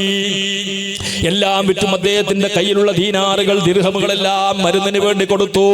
എന്നിട്ടും ഇതാ അദ്ദേഹത്തിന്റെ രോഗത്തിന് മാറ്റമില്ല. സിറിയയിൽ നിന്നടക്കം ഡോക്ടർമാരെ കൊണ്ടുവന്നു, വൈദ്യന്മാർ എല്ലാവരും അവർ പഠിച്ച മുഴുവനും വിദ്യകളും ഉപയോഗപ്പെടുത്തി ചികിത്സിച്ചു നോക്കി. ഒരു മാറ്റവുമില്ല. സുബ്ഹാനല്ലാഹ്. അള്ളാഹു കൊടുത്തപ്പോൾ അതിനെ കൺട്രോൾ ചെയ്യാൻ കഴിഞ്ഞില്ലല്ലോ. അവസാനം ചരിത്രം പറയുന്നു, അദ്ദേഹത്തിന്റെ സമ്പത്ത് മുഴുവനും വിറ്റു, വീട് വിറ്റു, എല്ലാം വിറ്റു. അവസാനം അദ്ദേഹം കിടക്കുന്ന കട്ടിലുകൾ പോലും വിറ്റു. അദ്ദേഹത്തിന്റെ വീട്ടിലുള്ള ഉപകരണങ്ങൾ, പാത്രങ്ങൾ പോലും വിറ്റിട്ട് ചികിത്സിച്ചു. അവസാനം നഊദുബില്ല, സ്വന്തം ഭാര്യയാകുന്ന ഉമ്മു ജമീലയാകുന്ന ഭാര്യയടക്കം വിറ്റിട്ട് ചികിത്സിച്ചു. ഒരു മാറ്റവുമില്ല. ആയിടക്കാണ് ബദർ യുദ്ധം കഴിഞ്ഞിട്ട് നാട്ടിലേക്ക് എത്തുമ്പോൾ ആളുകൾക്ക് കേൾക്കാൻ കഴിയുന്ന വാർത്ത എന്താണ്? അബൂലഹബ് രോഗിയാണ്. ആളുകൾ, ബാക്കിയുള്ള ആളുകള് ബദർ യുദ്ധക്കളത്തിൽ വലിയ വലിയ തലകൊമ്പന്മാർ മുഴുവനും ചത്തൊടുങ്ങിയല്ലോ. ബാക്കിയുള്ള നേതാക്കന്മാർ അബൂ സുഫിയാനിന്റെ നേതൃത്വത്തിൽ അബൂലഹബിന്റെ രോഗം കാണാൻ വേണ്ടി പോയി. ചീഞ്ഞു നാറുന്ന ശരീരമാണ്. അവസാനം അവർ കൂടിയിരുന്നു കൊണ്ട് ആലോചന നടത്തി. എന്നിട്ട് വെച്ചോ, ഈ ശരീരത്തിനെ മക്കയിൽ വെക്കാൻ പറ്റൂല. ഇദ്ദേഹത്തിന്റെ ദുർഗന്ധം കൊണ്ട് മക്കത്തൊരാൾക്കും ജീവിക്കാൻ കഴിയില്ല. അവസാനം ഈത്തപ്പന മരത്തിന്റെ മടലുകൾ കൊണ്ടുവന്നിട്ട് അതിനെ ചൂടാക്കിയിട്ട് അതിൽ അബൂലഹബിന്റെ ചാവാതെ ചത്തുകൊണ്ടിരിക്കുന്ന ശരീരത്തിനെ അങ്ങ് ഭദ്രമായി കെട്ടിയിട്ടു. എന്നിട്ട് ജബലു അബീ ഖുബൈസ് എന്ന് പറയുന്ന പർവ്വതത്തിന്റെ താഴ്ഭാഗത്തേക്ക് കൊണ്ടുപോയി വലിച്ചെറിഞ്ഞു. പിന്നീട് അബൂലഹബ് എങ്ങനെ ചത്തു എന്ന് ചരിത്രത്തിൽ രേഖയില്ലല്ലോ. എന്താ സംഭവിച്ചത്? എന്താണ് സംഭവിച്ചത്? അള്ളാഹുവിന്റെ ദീനിനോട് കളിച്ചപ്പോൾ, അള്ളാഹുവിന്റെ ദീനിനെ വെള്ളി വിളിച്ചപ്പോൾ ലോകത്തെ എത്ര വലിയ നേതാവാണെന്ന് വിട്ടില്ല.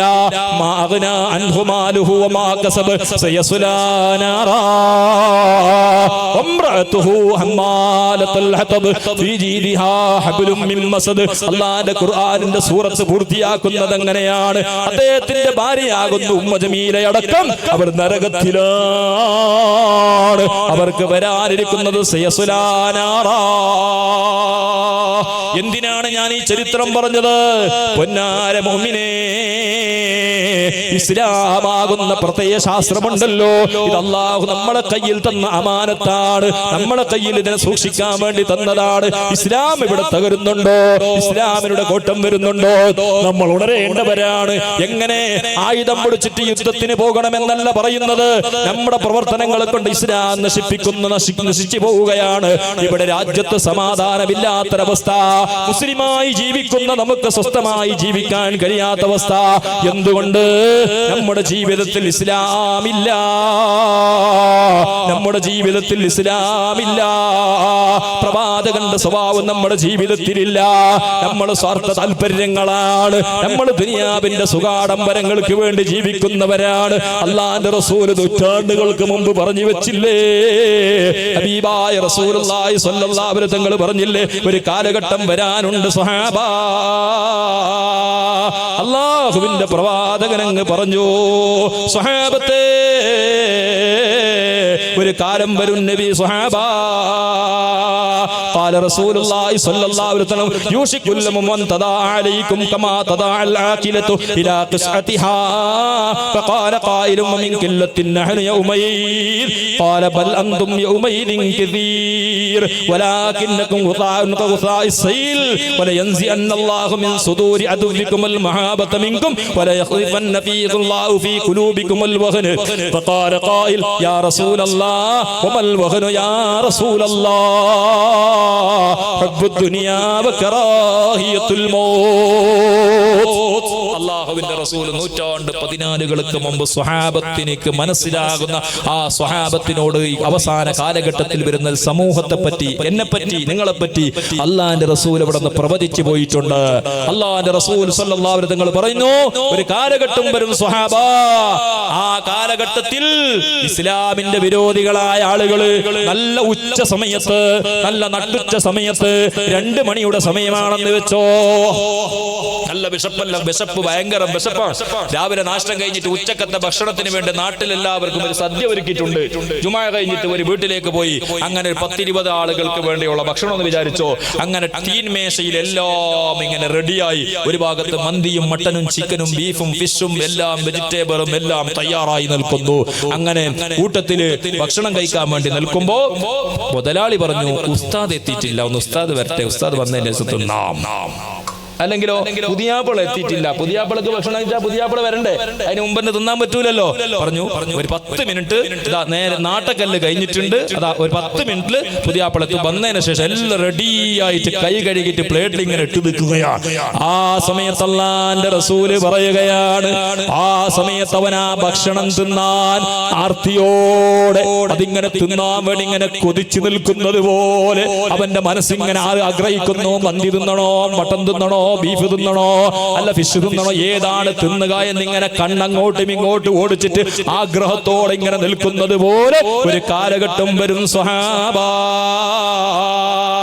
അല്ലാഹുവിന്റെ റസൂല് പറയുന്നു, ഒരു കാലഘട്ടം വരുമ്പോൾ ഇസ്ലാമിനെ തകർക്കാൻ, മുസ്ലിമിനെ ഇല്ലായ്മ ചെയ്യാൻ ഇസ്ലാമിന്റെ വിരോധികളായ ആളുകൾ നാനാഭാഗത്തിൽ നിന്ന്, 4 ഭാഗത്തിൽ നിന്നും ഇസ്ലാമിനെതിരെ തീരുമാനങ്ങളാണ്. ഒരു ഭാഗത്ത് NRC പാസാക്കാനുള്ള ശ്രമമാണ്, ഒരു ഭാഗത്ത് CA നടപ്പിലാക്കാനുള്ള ശ്രമമാണ്, ഒരു ഭാഗത്ത് ഇവിടുന്ന് വഖഫ് കോടാനക്കോടി മുസ്ലിമീങ്ങളുടെ സ്വത്തിനെ കവർന്നെടുക്കാനുള്ള ശ്രമമാണ്, ഒരു ഭാഗത്ത് നിങ്ങൾ ഇന്ത്യക്കാരല്ല, ഈ രാജ്യത്തിൽ നിങ്ങൾ നാട് വിട്ടു പോകേണ്ടവരാണെന്ന് പറഞ്ഞിട്ട് ഈ രാജ്യത്തിന്റെ പൗരത്വം നിഷേധിക്കുന്ന പല തീരുമാനങ്ങളാണ്.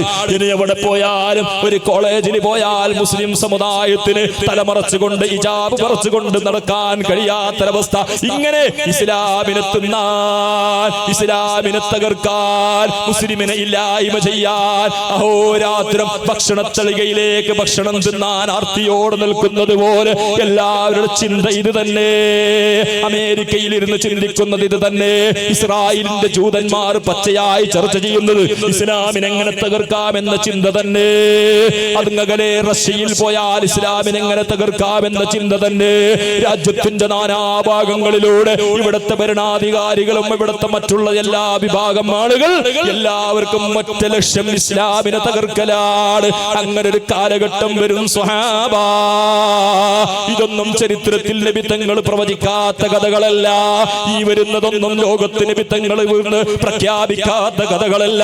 മുഴുവനും നബി തങ്ങൾ അവിടെ നിന്ന് പ്രഖ്യാപിച്ചു പോയിട്ടുണ്ട്. അതിനുള്ള സൊല്യൂഷൻ നബി തങ്ങൾ പറഞ്ഞു തന്നിട്ടുണ്ട്. അതിനുള്ള പരിഹാരം നബി തങ്ങൾ പറഞ്ഞു തന്നിട്ടുണ്ട്. നമ്മൾ അതിന്റെ പ്രഖ്യാപനം മാത്രം കേൾക്കുകയാണ്. നബി തങ്ങൾ അതിനൊക്കെ പരിഹാരം പറഞ്ഞു തന്നിട്ടുണ്ട്. പരിഹാര വഴി നമ്മൾ സ്വീകരിക്കാറില്ല. അതാണ് നമുക്ക് ഭീഷണിയായി മാറിക്കൊണ്ടിരിക്കുന്നത്. അല്ലാഹുവിന്റെ റസൂലിനോട് സ്വഹാബത്ത് ചോദിച്ചു, നബിയേ അനഹനു ഖില്ലത്തിൻ യാ റസൂലല്ലാഹ്, അന്ന് ഞങ്ങൾ കുറവായിരിക്കുമോ നബിയേ? സ്വഹാബത്തിന് സംശയമായി. കാരണം ഇങ്ങനെ നമ്മളെ തകർക്കാൻ, പള്ളി തകർക്കാൻ, ഇസ്ലാമിന്റെ അടയാളങ്ങളെ, ചിഹ്നങ്ങളെ തകർക്കാൻ ഇവിടെ അഹോരാത്രം രാപ്പകലില്ലാതെ കൂട്ടമായും ഒറ്റയായും ഇവിടെ നമുക്കെതിരെ വരുമ്പോൾ അങ്ങനെ ഒരു കാലം വരുമെന്ന് പറഞ്ഞപ്പോൾ അല്ലാഹുവിന്റെ റസൂലിന്റെ സ്വഹാബത്ത് ചോദിച്ചു, നബിയേ അനഹനു ഖില്ലത്തിൻ യാ റസൂലല്ലാഹ്, നബി അന്ന് ഞങ്ങൾ ന്യൂനപക്ഷമായിരിക്കുമോ, കുറവായിരിക്കുമോ? അല്ലാഹുവിന്റെ റസൂലിനോട് സ്വഹാബത്ത് ചോദിച്ചപ്പോൾ അല്ലാഹുവിന്റെ റസൂൽ പറഞ്ഞു, ബൽ അൻതും യൗമഇദിൻ കസീർ, അന്ന് കുറവല്ല, അന്ന് വലിയൊരു ഭൂരിപക്ഷമുണ്ടാകും. കോടാനക്കോടി മുസ്ലിമീങ്ങൾ ഉണ്ടാകും. മുസ്ലിമീങ്ങൾക്ക് സമ്പത്തിന്റെ കുറവില്ല, മുസ്ലിമീങ്ങൾക്ക് മറ്റുള്ള യാതൊന്നിന്റെയും കുറവുകളില്ല. അല്ലാഹുവിന്റെ റസൂൽ പറയുന്നു, വലാകിന്നകും ഖുതാഉൻ വഖുസാരിസീൽ. അല്ലാഹുവിന്റെ റസൂൽ പറയുന്നു, അവർ അതാ മലവെള്ളപ്പാച്ചിൽ ഒഴുകി പോകുന്ന ചപ്പ് ചവറുകളെ പോലെയാണ്. അങ്ങനത്തെ ഒരു കാലം വരുന്നതാണ്. ഈമാനിന്റെ പവർ നമുക്കില്ല. എന്തേ ഉള്ളൂ? ഡ്രസ്. സ്വഹാബത്ത് കാണാത്ത ഡ്രസ് നമുക്കുണ്ട്, സ്വഹാബത്ത് കാണാത്ത വണ്ടി നമുക്കുണ്ട്, സ്വഹാബത്ത് കാണാത്ത കൊട്ടാരം നമുക്കുണ്ട്, സ്വഹാബത്ത് കാണാത്ത സുന്ദരമായ പള്ളി നമുക്കുണ്ട്, സ്വഹാബത്ത് കാണാത്ത എല്ലാ സുഖങ്ങളും നമുക്കുണ്ട്. നമുക്ക് എന്തേ ഇല്ലാതെ പോയി? എന്തേ നമുക്ക് നഷ്ടപ്പെട്ടു പോയി? സ്വഹാബത്ത് കാണാത്ത യൂണിവേഴ്സിറ്റികൾ നമ്മുടെ കാലത്തുണ്ട്, സ്വഹാബത്ത് കാണാതെ പോലത്തെ മദ്രസ സംവിധാനം നമുക്കുണ്ട്, സ്വഹാബത്തിന്റെ കാലത്തില്ലാത്ത അറബിക് കോളേജുകൾ നാടിന്റെ നാനാഭാഗങ്ങൾ വളർന്നു വരികയാണ്. വിദ്യാഭ്യാസത്തിനൊരു കുറവുമില്ല, സർട്ടിഫിക്കറ്റുകൾക്ക് കുറവുകളില്ല, പഠനത്തിന് കുറവുകളില്ല. എന്തേ നമ്മളെ പറ്റി അല്ലാഹുവിന്റെ റസൂൽ പറയുന്നു, മലവെള്ളപ്പാച്ചിലിൽ ഒഴുകി പോകുന്ന വെള്ളത്തിൽ ഒഴുകുന്ന ചണ്ടിച്ചവറുകളെ പോലെയാണ് നമ്മളുടെ അവസ്ഥ. ഇപ്പൊ തുടക്കത്തിന്റെ നാളെയോ മറ്റന്നാളോ മഴ വന്നാൽ ഈ മഴയിലൂടെ ഇങ്ങനെ തോടിലൂടെ റോട്ടിലൂടെ വെള്ളം ഒഴുകിയിട്ട് അതാ നമ്മുടെ ഈ ചരണ്ടികളിലൂടെ വെള്ളം ഒഴുകി പോകുമ്പോ കുറെ പ്ലാസ്റ്റിക്കുകൾ, കുറെ ഇലകൾ, കാട്ടങ്ങളൊക്കെ ഒഴുകി പോകുന്നത് പോലെ ഒരു വിലയുമില്ലാത്തൊരവസ്ഥയിലാണ് മുസ്ലിമീങ്ങളായ ഞങ്ങളുടെ അവസ്ഥ. എന്ന് പറഞ്ഞാൽ ഈമാനിയായ നിലക്ക് നമുക്കൊരു വിലയുമില്ല. ദുനിയാവിന്റെ ആളുകളാണ്. എത്ര പറഞ്ഞിട്ട് അല്ലാഹുവിന്റെ റസൂൽ നിർത്തിയില്ല മുഅ്മിനീങ്ങളെ. അല്ലാഹുവിന്റെ റസൂൽ പറയുന്നു, وَلَيَنزِعَنَّ اللَّهُ مِنْ صُدُورِ عَدُوِّكُمُ الْمَهَابَةَ مِنْكُمْ وَلَيَخْلِفَنَّ اللَّهُ فِي قُلُوبِكُمُ الْوَهْنَ. അല്ലാഹുവിന്റെ റസൂൽ പറയുന്നു, അവരുടെ ഹൃദയത്തിൽ നിന്ന് അല്ലാഹു ശത്രുക്കളോടുള്ള പേടിയെ അല്ലാഹു എടുത്തു കളഞ്ഞിട്ടുണ്ട്. ഒരു പേടിയില്ല. അല്ലാഹ് റസൂലാണ് പറയുന്നത്. എന്തേ കാരണം? ഈമാൻ കുറഞ്ഞപ്പോ നമ്മളെ പേടിയില്ല. നമ്മള് തുള്ളിട്ടോ മുദ്രാവാക്യം വിളിച്ചിട്ടോ റാലി നടത്തിട്ടോ വേണ്ടെന്നല്ല, അതിനെ വിമർശിക്കല്ല, കാലഘട്ടത്തിൽ ആവശ്യമാണ്. പക്ഷെ അത് മാത്രമായി പോകരുത് ഈമാൻ. ഞാൻ ഇന്നലെ ചോദിക്കട്ടെ, ലക്ഷക്കണക്കായ മുഅ്മിനീങ്ങൾ മംഗലാപുരത്തിന്റെ അടിയാർ കണ്ണൂർ ഗ്രൗണ്ടിൽ പോയി നമ്മൾ പ്രതിഷേധ പരിപാടി നടത്തി. ആ കൂടിയിരിക്കുന്ന ലക്ഷക്കണക്കിനായ ആളുകളെ കൂട്ടത്തിന്റെ ചരിത്രം വേണ്ട. ഈ കൂടിയിരിക്കുന്ന നിങ്ങൾ അതിൽ പോയവരോട് ഞാൻ ചോദിക്കട്ടെ, 2 റക്അത്ത് നിസ്കരിച്ചിട്ട് അല്ലാഹുവിലേക്ക് തഹജ്ജുദ് നിസ്കരിച്ചിട്ട് ഇന്നലെ രാത്രിയോ മിനിയാന്ന് രാത്രിയോ റബ്ബിനോട് അല്ലാഹ് 2 റക്അത്ത് നിസ്കരിച്ചിട്ട് എന്റെ റബ്ബേ, രാജാതി രാജാവായ റബ്ബേ, പരിശുദ്ധമായ ദീനുൽ ഇസ്ലാമിനെ തകർക്കാനുള്ള അഗാധമായ ശ്രമങ്ങൾ നടത്തിക്കൊണ്ടിരിക്കുന്ന കുഫാരികൾക്കിടയിൽ അല്ലാഹുവേ എനിക്ക് പവറില്ല, ഞങ്ങൾക്ക് പവർ കുറവാണ്, അതുകൊണ്ട് രാജാതി രാജാവായ റബ്ബേ നിന്റേതാണ് ദീന്, ഇസ്ലാം നിന്റേതാണ്, ഈ ദീനുൽ ഇസ്ലാമിനെ സംരക്ഷിക്കുമെന്ന് നീ ഏറ്റെടുത്തതാണ്, ആ ദീനുൽ ഇസ്ലാമിനെ സംരക്ഷിക്കണേ അല്ലാഹ് എന്ന് റബ്ബിനോട് 2 റക്അത്ത് ചെയ്തിട്ട് 2 റക്അത്ത് നിസ്കരിച്ചിട്ട് ദുആ ചെയ്ത മുഅ്മിനീങ്ങൾ ആരുണ്ട്? പരിശ്രമം നമ്മൾ നടത്തുന്നു. അല്ലാഹുവിലേക്ക് തവക്കുൽ നമുക്കില്ല. വഇദാ അസംത ഫതവക്കൽ അലല്ലാഹ്. കാര്യങ്ങൾ നടത്തണം, പ്രതിഷേധ പരിപാടി നടത്തണം, പ്രതിഭടനയാക്കണം, പോലീസ് ഡിപ്പാർട്ട്മെന്റ് അടുക്കലേക്ക് പോയി ചെയ്യേണ്ട കാര്യങ്ങൾ ചെയ്യണം, ഇവിടുത്തെ ഭരണാധികാരികളെ കയ്യും കാലും പിടിക്കേണ്ടത് പിടിക്കണം, അവർക്ക് വേണ്ടി അപേക്ഷ കൊടുക്കണം, അവരെ പിടിക്കണം, ആളുകളെ സപ്പോർട്ട് എല്ലാം എടുക്കണം. തവക്കുൽ അല്ലാഹുവിനോട് ചെയ്യണം. ഇത് നമുക്കില്ലാതെ പോയി. അല്ലാഹുവിനോട് അല്ലാഹു തരൂന്ന് പറഞ്ഞാൽ വിശ്വാസമില്ല, അല്ലെ? അങ്ങനെയല്ലേ നമ്മുടെ അവസ്ഥ? ഞാൻ ചോദിക്കട്ടെ, നമ്മുടെ വിശ്വാസം എങ്ങനെയാണ്? ഉദാഹരണത്തിന് ആജിയാറ് ഒരു പാവപ്പെട്ടവന്റെ വീട്ടിൽ കല്യാണം നടക്കാൻ ഉസ്താദിനോട് വന്നിട്ട് പറഞ്ഞു, ഉസ്താദെ ഭയങ്കര ബുദ്ധിമുട്ടാണ്, അതുകൊണ്ട് മംഗലത്തിന്റെ ഡേറ്റ് വെച്ചിട്ടുണ്ട്, ഒരു വ്യവസ്ഥയായിട്ടില്ല, 10-ാം തീയതിക്ക് കല്യാണാണ്, അതുകൊണ്ട് എന്തെങ്കിലും ഒരു വ്യവസ്ഥ ആക്കണം. ഉസ്താദ് പറഞ്ഞു, ഞാൻ ഇൻഷാ അല്ലാഹ് ഇന്ന് തഹജ്ജുദ് നിസ്കരിച്ചിട്ട് അല്ലാഹുവിനോട് നന്നായിട്ട് ദ്വാരക്കാം, അല്ലാഹു നിങ്ങൾക്ക് പരിഹാരം പറഞ്ഞു തരും. മനസ്സിന് സമാധാനാവോ? എന്താവും പോകുമ്പോ ചോദിക്കാ, ഇത് പറയാന് നിങ്ങളോ ഇത്ര പറയാനാ ഞങ്ങളെത്തി വന്നത്? ആവശ്യമില്ല, എനിക്ക് എന്ത് അള്ളാഹുവിനോട് എനിക്ക് പറഞ്ഞൂടെ? അതേ സമയത്ത് ഉസ്താദ് പറഞ്ഞു, കാക്ക അല്ലെങ്കിൽ സഹോദര ഇരിക്ക്, ബേജാറാവണ്ട, നമ്മളെ നാട്ടിൽ വലിയൊരു മുതലാളിയുണ്ട്, ആ മുതലാളിക്ക് കോടിക്കണക്കിന് സ്വത്തുണ്ട്, ഞാൻ അയാളുമായിട്ട് നല്ല ലിങ്കിലാണ്, ഞാനും അയാളായിരുന്നു നല്ല ലിങ്കിലാണ്. ഞാൻ അയാളോട് സംസാരിച്ചിട്ട് നിങ്ങൾക്ക് എന്തെങ്കിലും കുറച്ച് ഇംപ്ലൻസ് ചെയ്തിട്ട് എന്തെങ്കിലും വാങ്ങിത്തരാന്ന് ഈ പാവപ്പെട്ടവനോട് ഉസ്താദ് പറഞ്ഞാൽ സമാധാനാവും. സമാധാനാവും. കാരണം എന്തെങ്കിലും കിട്ടും എന്നുള്ള പ്രതീക്ഷ. അല്ലാഹു കോടാന കോടി ജനങ്ങൾക്ക് കോടാന മില്യൺ കോടിക്കണക്കിന് സമ്പത്ത് കൊടുത്താലും തീരാത്ത ഖജനാവിന്റെ ഉടമയായ രാജാവായ മാലിക്കുൽ മുലൂക്കായ റബ്ബ് നമുക്ക് തരുമെന്ന് പറഞ്ഞാൽ നമുക്ക് വിശ്വാസമില്ല. പാവപ്പെട്ട ഏതെങ്കിലും ഒരു മുതലാളി നമ്മളെ കാര്യം ഏറ്റെടുത്താൽ സിദ്ധരാമയ്യന്റെ 2000 രൂപ കിട്ടുമെന്ന് പറഞ്ഞാൽ പ്രതീക്ഷയുണ്ട്.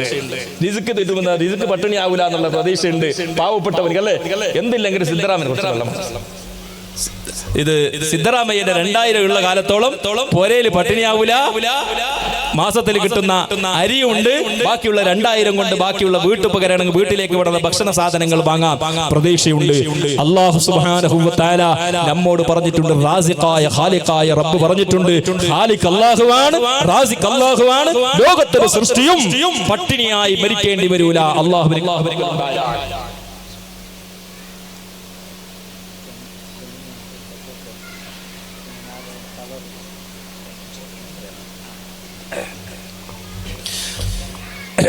പെണ്ണുങ്ങളെ ഭാഗത്തേക്ക് ബക്കറ്റ് വന്നിട്ടുണ്ട്. അതുകൊണ്ട് ആ ബക്കറ്റിന് അങ്ങനെ ആരും തിരിച്ചറിച്ചിരുന്ന നല്ല ഭാഗങ്ങൾ ഇൻഷാ അല്ലാഹ്. ഒരുപാട് ചെലവുണ്ട് മൈക്കും അതുപോലെ തന്നെ മറ്റുള്ള കാര്യങ്ങളൊക്കെ നല്ല ചെലവുണ്ടല്ലോ. കൊല്ലത്തിലൊരു 3 ദിവസമല്ലേ ഉള്ള. അതുകൊണ്ട് എല്ലാ ഉമ്മമാരും നല്ല സംഭാവന ഇൻഷാ അല്ലാഹ് മനസ്സറിഞ്ഞിടണം. എന്ന് മാത്രമല്ല, നാളെ ഇന്ന് നിങ്ങൾക്ക് കവർ തരും. ആ കവർ നല്ല നിലക്ക് അമാനത്താണ്. പള്ളിന്റെ പൊതു സ്വത്തിൽ നിന്ന് വാങ്ങിയ 1 രൂപയോ 2 രൂപയോ കൊടുത്തിട്ട് വാങ്ങിയ കവറാണ്. ആ കവർ പറിച്ചിട്ട് ചാടാനുള്ളതല്ല, ചുറ്റിട്ട് ചാടാനുള്ളതല്ല. അതിന് നല്ല നോട്ട്, നല്ല ദീനിന് വേണ്ടിയിട്ടുള്ള നല്ല തിരുസത്തോടുകൂടി നല്ല സംഭാവന കൊടുത്തിട്ട് നാളത്തെ പരിപാടി വിജയമാക്കി തരണം. ഇത് വളരെ സ്നേഹപൂർവ്വം ഓർമ്മപ്പെടുത്തുന്നു. അപ്പോൾ ഞാൻ പറഞ്ഞു വരുന്നത്, അല്ലാഹു സുബ്ഹാനഹു വ തആല നമ്മുടെ കാര്യങ്ങൾ ഏറ്റെടുക്കുമെന്ന് പറഞ്ഞാൽ നമുക്ക് പ്രതീക്ഷ കുറവാണ്. അല്ലാഹുവിന്റെ റസൂൽ സ്വല്ലല്ലാഹു അലൈഹി വസല്ലം തങ്ങളാണ് പറയുന്നത്, അങ്ങനെ ഇതാ ശത്രുക്കളുടെ ഹൃദയാന്തരാളങ്ങളിൽ നിന്ന് അല്ലാഹു നമ്മളോടുള്ള പേടി അല്ലാഹു എടുത്തു കളഞ്ഞിട്ടുണ്ട്. എന്നിട്ട് അല്ലാഹുവിന്റെ റസൂൽ പറയുന്നു, അതിന്റെ സ്ഥാനത്തേക്ക് അല്ലാഹു അതിന് പകരമായി എന്താണ് വെച്ചിരിക്കുന്നത്? വലയഖ്ദിഫന്നല്ലാഹു ഫീ ഖുലൂബികുമുൽ വഹ്ൻ, അവരുടെ ഹൃദയത്തിലേക്ക് അല്ലാഹു വഹ്ൻ എന്ന രോഗം കൊടുത്തിട്ടുണ്ട്. ആരുടെ ഹൃദയത്തിലേക്ക്? പ്രസംഗിക്കുന്ന എന്റെ ഹൃദയത്തിലേക്ക്, പ്രസംഗം കേൾക്കാനിരിക്കുന്ന നിങ്ങളുടെ ഹൃദയത്തിലേക്ക്, ഈ പ്രസംഗത്തിന്റെ ഇടയിലുള്ള ശബ്ദം കേൾക്കുന്ന ഓരോ വിശ്വാസിനികൾക്കിടയിൽ അല്ലാഹു സുബ്ഹാനഹു വ തആല അവരുടെ ഹൃദയത്തിലേക്ക് ഒരു രോഗം അല്ലാഹു കൊടുത്തിട്ടുണ്ട്. ആ രോഗത്തിന്റെ പേരെന്താണ്? അൽ വഹ്ന എന്നാണ്. സ്വഹാബത്തിന് മനസ്സിലായില്ല, സ്വഹാബത്തിന് അത് പിടുത്തം കിട്ടിയില്ല. യാ റസൂലല്ലാഹ് വമൽ വഹ്നു യാ റസൂലല്ലാഹ്, എന്താണ് നബിയേ വഹ്ന്? സ്വഹാബത്ത് ചോദിച്ചു. കാരണം ഇവിടെ മുസ്ലിമീങ്ങളുടെ ഈമാൻ കുറയാൻ, മുസ്ലിമീങ്ങളുടെ മുസ്ലിമീങ്ങളടുത്തുള്ള പേടി ഈ രാജ്യത്തിൽ നിന്ന് ഇല്ലായ്മ ചെയ്യാൻ, ഈ കുഫാരിങ്ങളുടെ ഇസ്ലാമിന്റെ വിരോധികളായ ആളുകൾക്ക് മുസ്ലിമീങ്ങളെ പറ്റിയുള്ള ഭയം ഇല്ലാതിരിക്കാനുള്ള കാരണമായി അള്ളാന്റെ റസൂൽ പറഞ്ഞത് അങ്ങനെയാണ്. ഒരു കാലഘട്ടം ഉണ്ടായിരുന്നില്ലേ ഈ രാജ്യത്തേക്ക്, നമ്മുടെ രാജ്യത്തേക്ക് ഇസ്ലാമിന്റെ ദഅവത്തുമായി വന്ന മാലിക് ദീനാർ റളിയല്ലാഹു അൻഹു. ആരായിരുന്നു മാലിക് ദീനാർ റളിയല്ലാഹു അൻഹു? മാലിക് ദീനാർ റളിയല്ലാഹു അൻഹു കേരളത്തിലേക്ക് കടന്നു വന്നപ്പോൾ അവിടെ മാലിക് ദീനാർ തങ്ങളെ സ്വീകരിക്കാൻ അവിടെ മുസ്ലിമീങ്ങളില്ല, അവിടെ പണ്ഡിതന്മാരില്ല, സമസ്ത കേരള ജമിയത്തുൽ ഉലമ പണ്ഡിത പ്രസ്ഥാനമില്ല, ഒരു ഇസ്ലാമിക സംഘടനയുമില്ല. അവിടുത്തെ നായന്മാരും മറ്റുള്ള അമുസ്ലിമീങ്ങളായ ആളുകൾ മാലിക് ദീനാർ റളിയല്ലാഹു അൻഹു സ്വീകരിച്ചിട്ട് അവർക്ക് വേണ്ടുന്ന വ്യവസ്ഥകൾ ചെയ്തു കൊടുത്തിട്ട് വഴിവക്കിലൂടെ നടന്നു പോകുമ്പോൾ ഇളനീറുകൾ അവർക്ക് കുടിക്കാൻ വേണ്ടി തെങ്ങുകൾ വരെ അവർക്ക് അധിക കൊടുത്തിരുന്ന ഒരു കാലഘട്ടമായിരുന്നു മാലിക് ദീനാർ തങ്ങളുടെ കാലം. ഉത്തരേന്ത്യയിലേക്ക് ഇസ്ലാമിന്റെ ദഅവത്തുമായി പോയ ഇബ്നു ഖാസിം എന്ന് പറയുന്ന ഒരു ചെറുപ്പക്കാരന്റെ കഥ പറയുന്നുണ്ട്. എന്തേ നിങ്ങൾ ഇന്ത്യയിൽ നിന്ന് പോയിക്കോളി എന്ന് പറയാൻ കാരണം, നമ്മൾ ഇസ്ലാമില്ല മോഹിനെ, നമ്മളെ പേര് കൊണ്ടേ ഇസ്ലാമുള്ളൂ, നമ്മൾ നമ്മൾ പേര് കൊണ്ടേ ഇസ്ലാമായിട്ടുള്ളൂ. നമ്മുടെ ഹൃദയത്തിൽ ജീവിതത്തിൽ ഇസ്ലാമില്ല. ഡ്രസ്സിലെ ഇസ്ലാമുള്ളൂ, താടിയിലെ ഇസ്ലാമുള്ളൂ, അല്ലെ എന്റെ മുണ്ടാസിലെ ഇസ്ലാമുള്ളൂ, ജീവിതത്തിൽ ഇസ്ലാമില്ല. മുഴുവനും ടൈമും നമ്മുടെ എല്ലാ ഹറക്കാത്ത് സക്കനാത്തുകൾ ഇസ്ലാമുണ്ടോ? ഇവിടുത്തെ അമുസ്ലിമീങ്ങളായ ആളുകൾ നമ്മളെ സ്വീകരിക്കും. നിങ്ങൾ പോകണ്ട, ഈ രാജ്യത്തിന് അനുഗ്രഹമാണെന്ന് അവർ പറയും.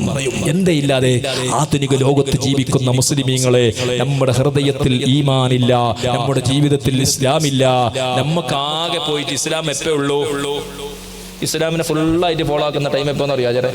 ഫുൾ അതിന്റെ ഹർക്കത്ത് സക്കനാത്ത് മാർഗാതെ ഇസ്ലാമിനെ കറ്റനുസരിക്കുന്ന 2 സമയം അറിയപ്പോ. ഒന്ന് നിക്കായിനിരിക്കുമ്പോ ജീവിതത്തിൽ തൊപ്പി വാങ്ങാത്തവന് വേണമെങ്കിലും പോയിട്ട് ബുക്ക് സ്റ്റാൾ പോയിട്ട് ഒന്നുമില്ലെങ്കിൽ ഉസ്താദ് അവർക്ക് തൊപ്പി തരുമെന്ന് ആടുന്ന് കടം വാങ്ങിയിട്ട് തൊപ്പി വെക്കണം. അത് വേണം, അത് സുന്നത്താണ്. പക്ഷെ അതിന്റെ പരിഹസിക്കല്ല.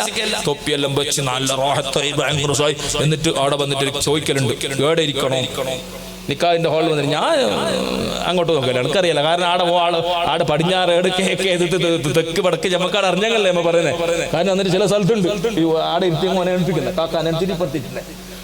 ഭയങ്കര സുന്നത്ത്. അന്ന് ഒരു സുന്നത്ത് വന്നിട്ട് ചില ആൾ തങ്ങന്മാർ ഉള്ള കാലിമാർ തങ്ങന്മാരെ വന്നിട്ടപ്പോ ഓന് പുതിയ വന്നിട്ട് എന്താ ബണ്ടേ കണ്ടു എവിടെ ഇല്ലേ സുനസ്കരിച്ചോണ്ടു.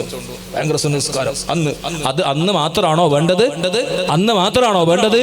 ആ സമയത്ത് മാത്രമാണ്.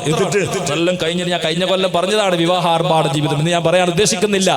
അതെല്ലാം കഴിഞ്ഞിട്ട് നിക്കാലെല്ലാം കഴിഞ്ഞ് വാത്തിയെല്ലാം വിളിച്ചിട്ട് വരുന്നിട്ടായിട്ട് എല്ലാം കഴിഞ്ഞു. അതേ ആചാര ആൾമാർ ഇരിയന്മാരെല്ലാം പറയൂ, ഒന്ന് ഉസ്താദിനെ കൊണ്ടിട്ട് ദ്വീപിൽ കൊണ്ടിട്ട് വിട്ടിട്ട് വന്നല്ല, ഉസ്താദിനെ കാട്ടിൽ വിടൂറന്നല്ല, ഉസ്താദിനെ കൊണ്ട് വേഗം കൊണ്ടിട്ട് ആക്കി വന്ന്. എന്തേ?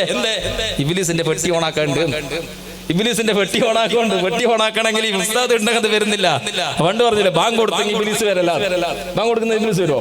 ഇപ്പൊ ബാങ്ക് കൊടുത്തേ, ഇപ്പൊ ബാങ്ക് കൊടുക്കുന്ന ഇബ്ലീസ് ആടന്നെ ഉണ്ട്, അല്ലേ?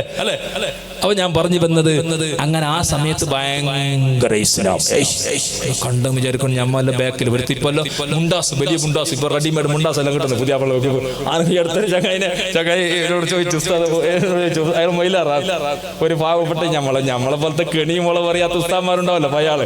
അപ്പൊ ഈ ബസ്സുള്ള ആൾക്കാർക്ക് ഒന്നും ഇതൊന്നും അറിയില്ല. എന്നോട് ചോദിച്ചു, അത് നിങ്ങളെ നാട്ടിലത്തെ പുതിയാപ്പിളെ? അല്ല, എന്റെ നാട്ടിലത്തെ അല്ല. എന്ത് അല്ല മൊയിലാറാ? അല്ല, മൊയിലാറ് ലുക്കുണ്ടു. അത് അന്ന് മാത്രമാണോ ദീന് വേണ്ടത്? അന്ന് മാത്രമാണോ മുഅ്മിനെ വേണ്ടത്? അത് കഴിഞ്ഞിട്ട് പിന്നെ രണ്ടാമത് ദീന് കറക്റ്റ് പാലിക്കുന്ന ടൈം മരിച്ചിട്ട് കിടക്കണം. ഓനെ മയ്യത്തായിട്ട് അഡം വീട്ടാകുമ്പോ പന്നിന്റെ ചാവ് ജഡു കണ്ട് ചാവ് വന്നിട്ട് വിളിച്ച് വിളിയിലെ അറ്റാക്ക് ആയിട്ട് എന്താവും ഉസ്താദ് ആട്ടുവയിലായിട്ട് മരിക്കാതെ എന്നിന്റെ അപ്പ മരിച്ചു. ഞാൻ എന്താ കൊണ്ട അസ്രായേൽ കൊണ്ടിട്ടില്ലേ ഞാൻ വേണം. അല്ല, മയ്യത്ത് എങ്ങനെ കടത്തണം, എപ്പറ കടത്തണം എന്നറിയില്ല. നീ ജീവിതത്തിൽ ഇന്ന് വരെ കടന്നിട്ടില്ലേ? ജീവിതത്തിൽ എങ്ങനെ കടന്ന അങ്ങനെയല്ലേ കടക്കല്ലേ? അല്ലേ? അങ്ങനെ ഓനിക്ക് മയ്യത്തിന് എങ്ങനെ കടത്തണം, മയ്യത്ത് മരിച്ചാൽ ചെയ്യേണ്ട കാര്യം, ആ ഒരു സമയം അതെല്ലാം കഴിഞ്ഞ് ആ മയ്യത്തിനെ കൊണ്ടുപോയിട്ട് അടക്കം ചെയ്യുന്നത് വരെ മാത്രമാണ് അവന്റെ ദീനിൽ ശരിയായുള്ള ദീനുണ്ടാവുക. ഇങ്ങനെയായി പോകരുത്. സകല സമയത്തും ഇസ്ലാം ഉണ്ടാകണം. ഹറക്കാത്ത് സക്കനാത്തുകളിൽ ഇസ്ലാം ഉണ്ടാകണം. അങ്ങാടിയിലേക്ക് പോകുമ്പോ ഇസ്ലാം ഉണ്ടാകണം. നീ കല്യാണം കഴിക്കുമ്പോ ഇസ്ലാം ഉണ്ടാകണം. നീ കച്ചവടം ചെയ്യുമ്പോ ഇസ്ലാം ഉണ്ടാകണം. നീ മറ്റുള്ളവനോട് സംസാരിക്കുമ്പോ ഇസ്ലാം ഉണ്ടാകണം. നിന്റെ വീട്ടിൽ ഭാര്യയോട് നീ ഇണചേരുമ്പോൾ ഇസ്ലാം ഉണ്ടാകണം. ജീവിതത്തിന്റെ എല്ലാ മേഖലകളിലും ഇസ്ലാം വേണ്ടേ?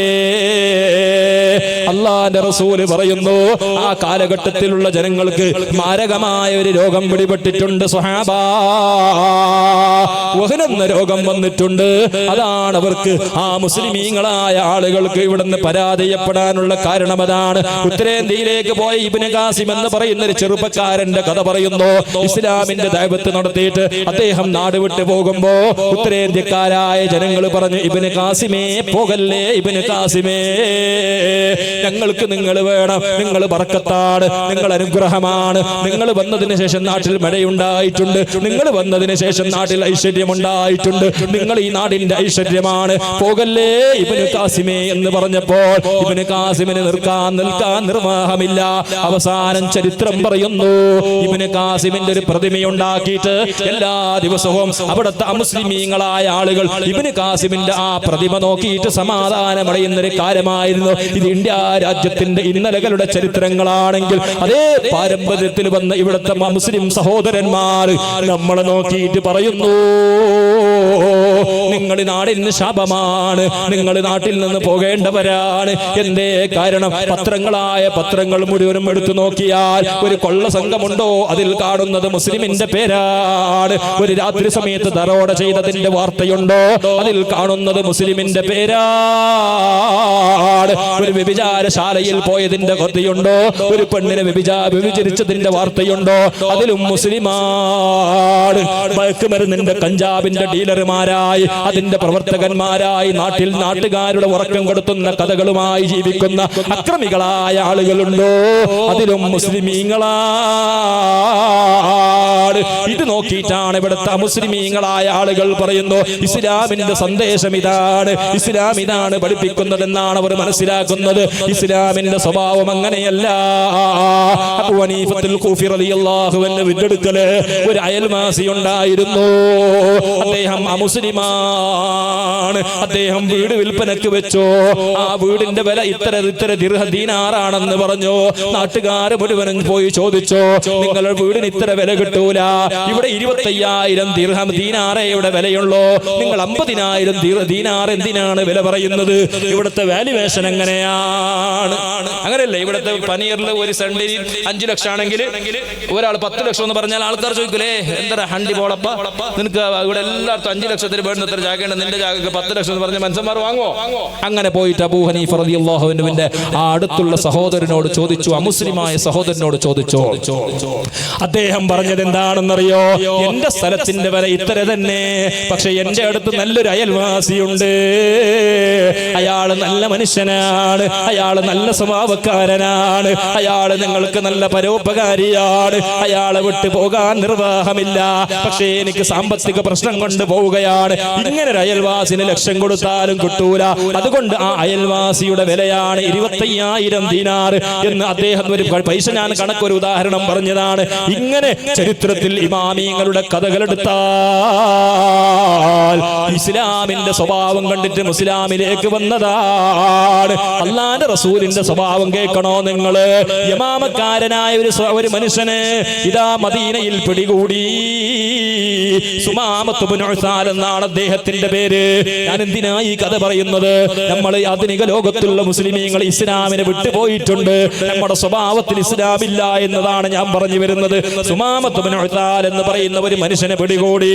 അള്ളാഹുവിന്റെ റസൂലിനെ സ്വഹാബത്തിനെ മർദ്ദിച്ച ആളാണ്. അള്ളാഹുവിന്റെ റസൂലിന്റെ സ്വഹാബത്തിനെ ഒരുപാട് ശല്യം ചെയ്ത ആളാണ്. ഒരുപാട് സ്വഹാബത്തിനെ കൊല ചെയ്ത ആളാണ്. അദ്ദേഹം യമാമക്കാരനാണ്.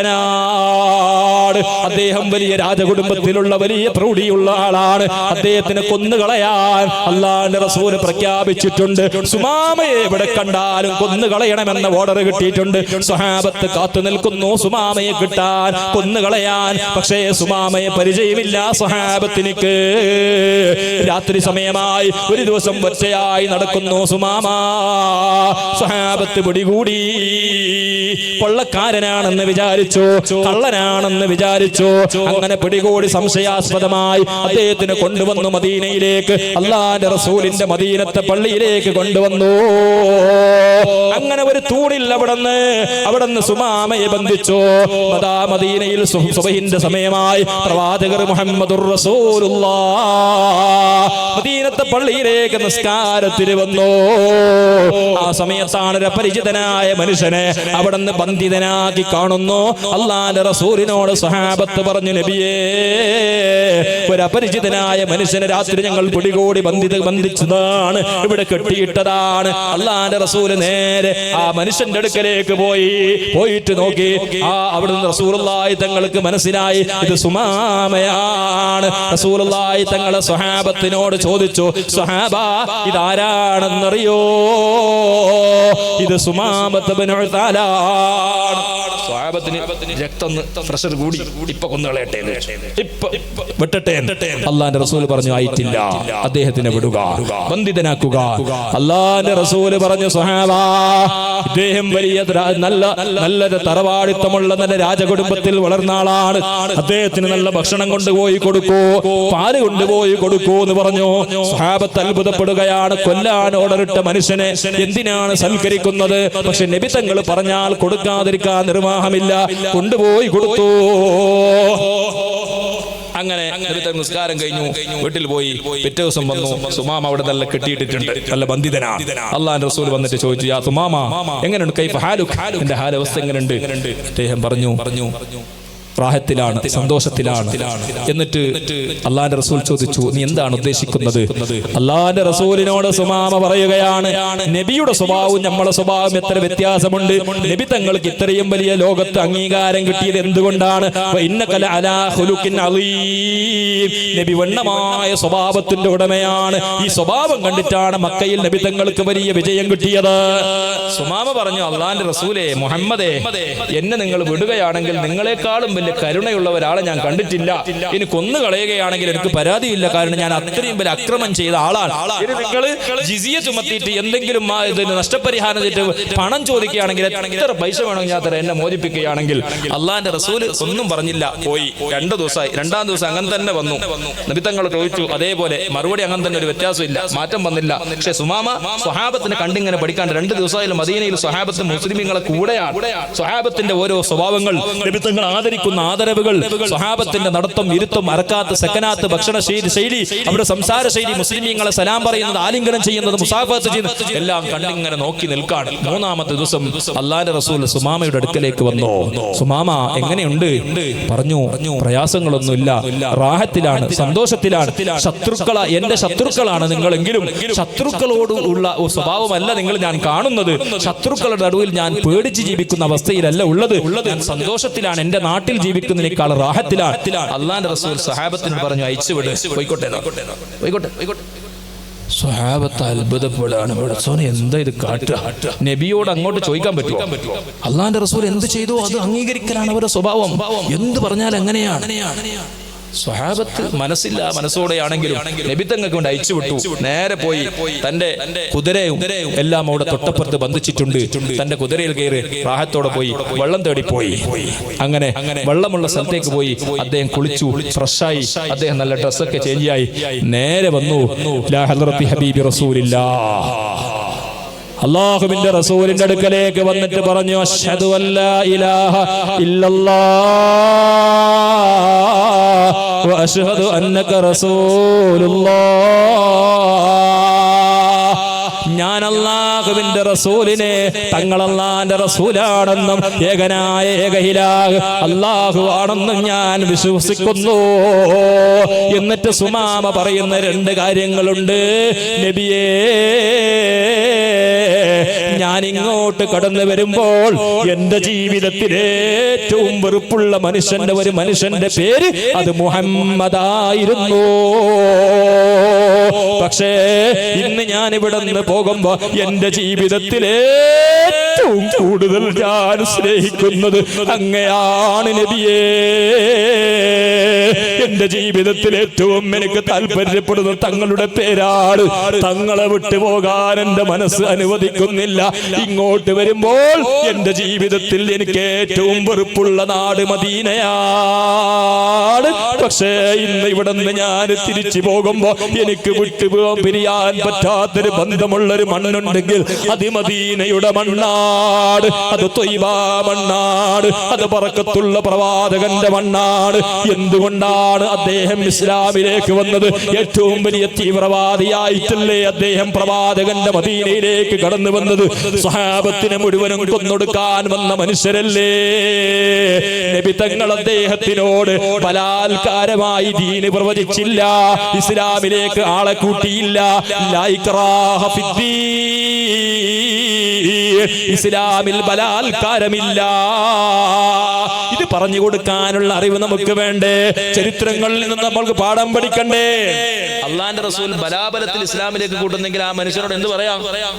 ആദ്യ ദിവസം തന്നെ പറയാ, മര്യാദയ്ക്ക് ഇസ്ലാം സ്വീകരിച്ചോ, ഇല്ലെങ്കിൽ ഇപ്പൊ കൊന്നുകളയാണ്. അള്ളാന്റെ റസൂൽ പറഞ്ഞാൽ അദ്ദേഹം സ്വീകരിക്കും.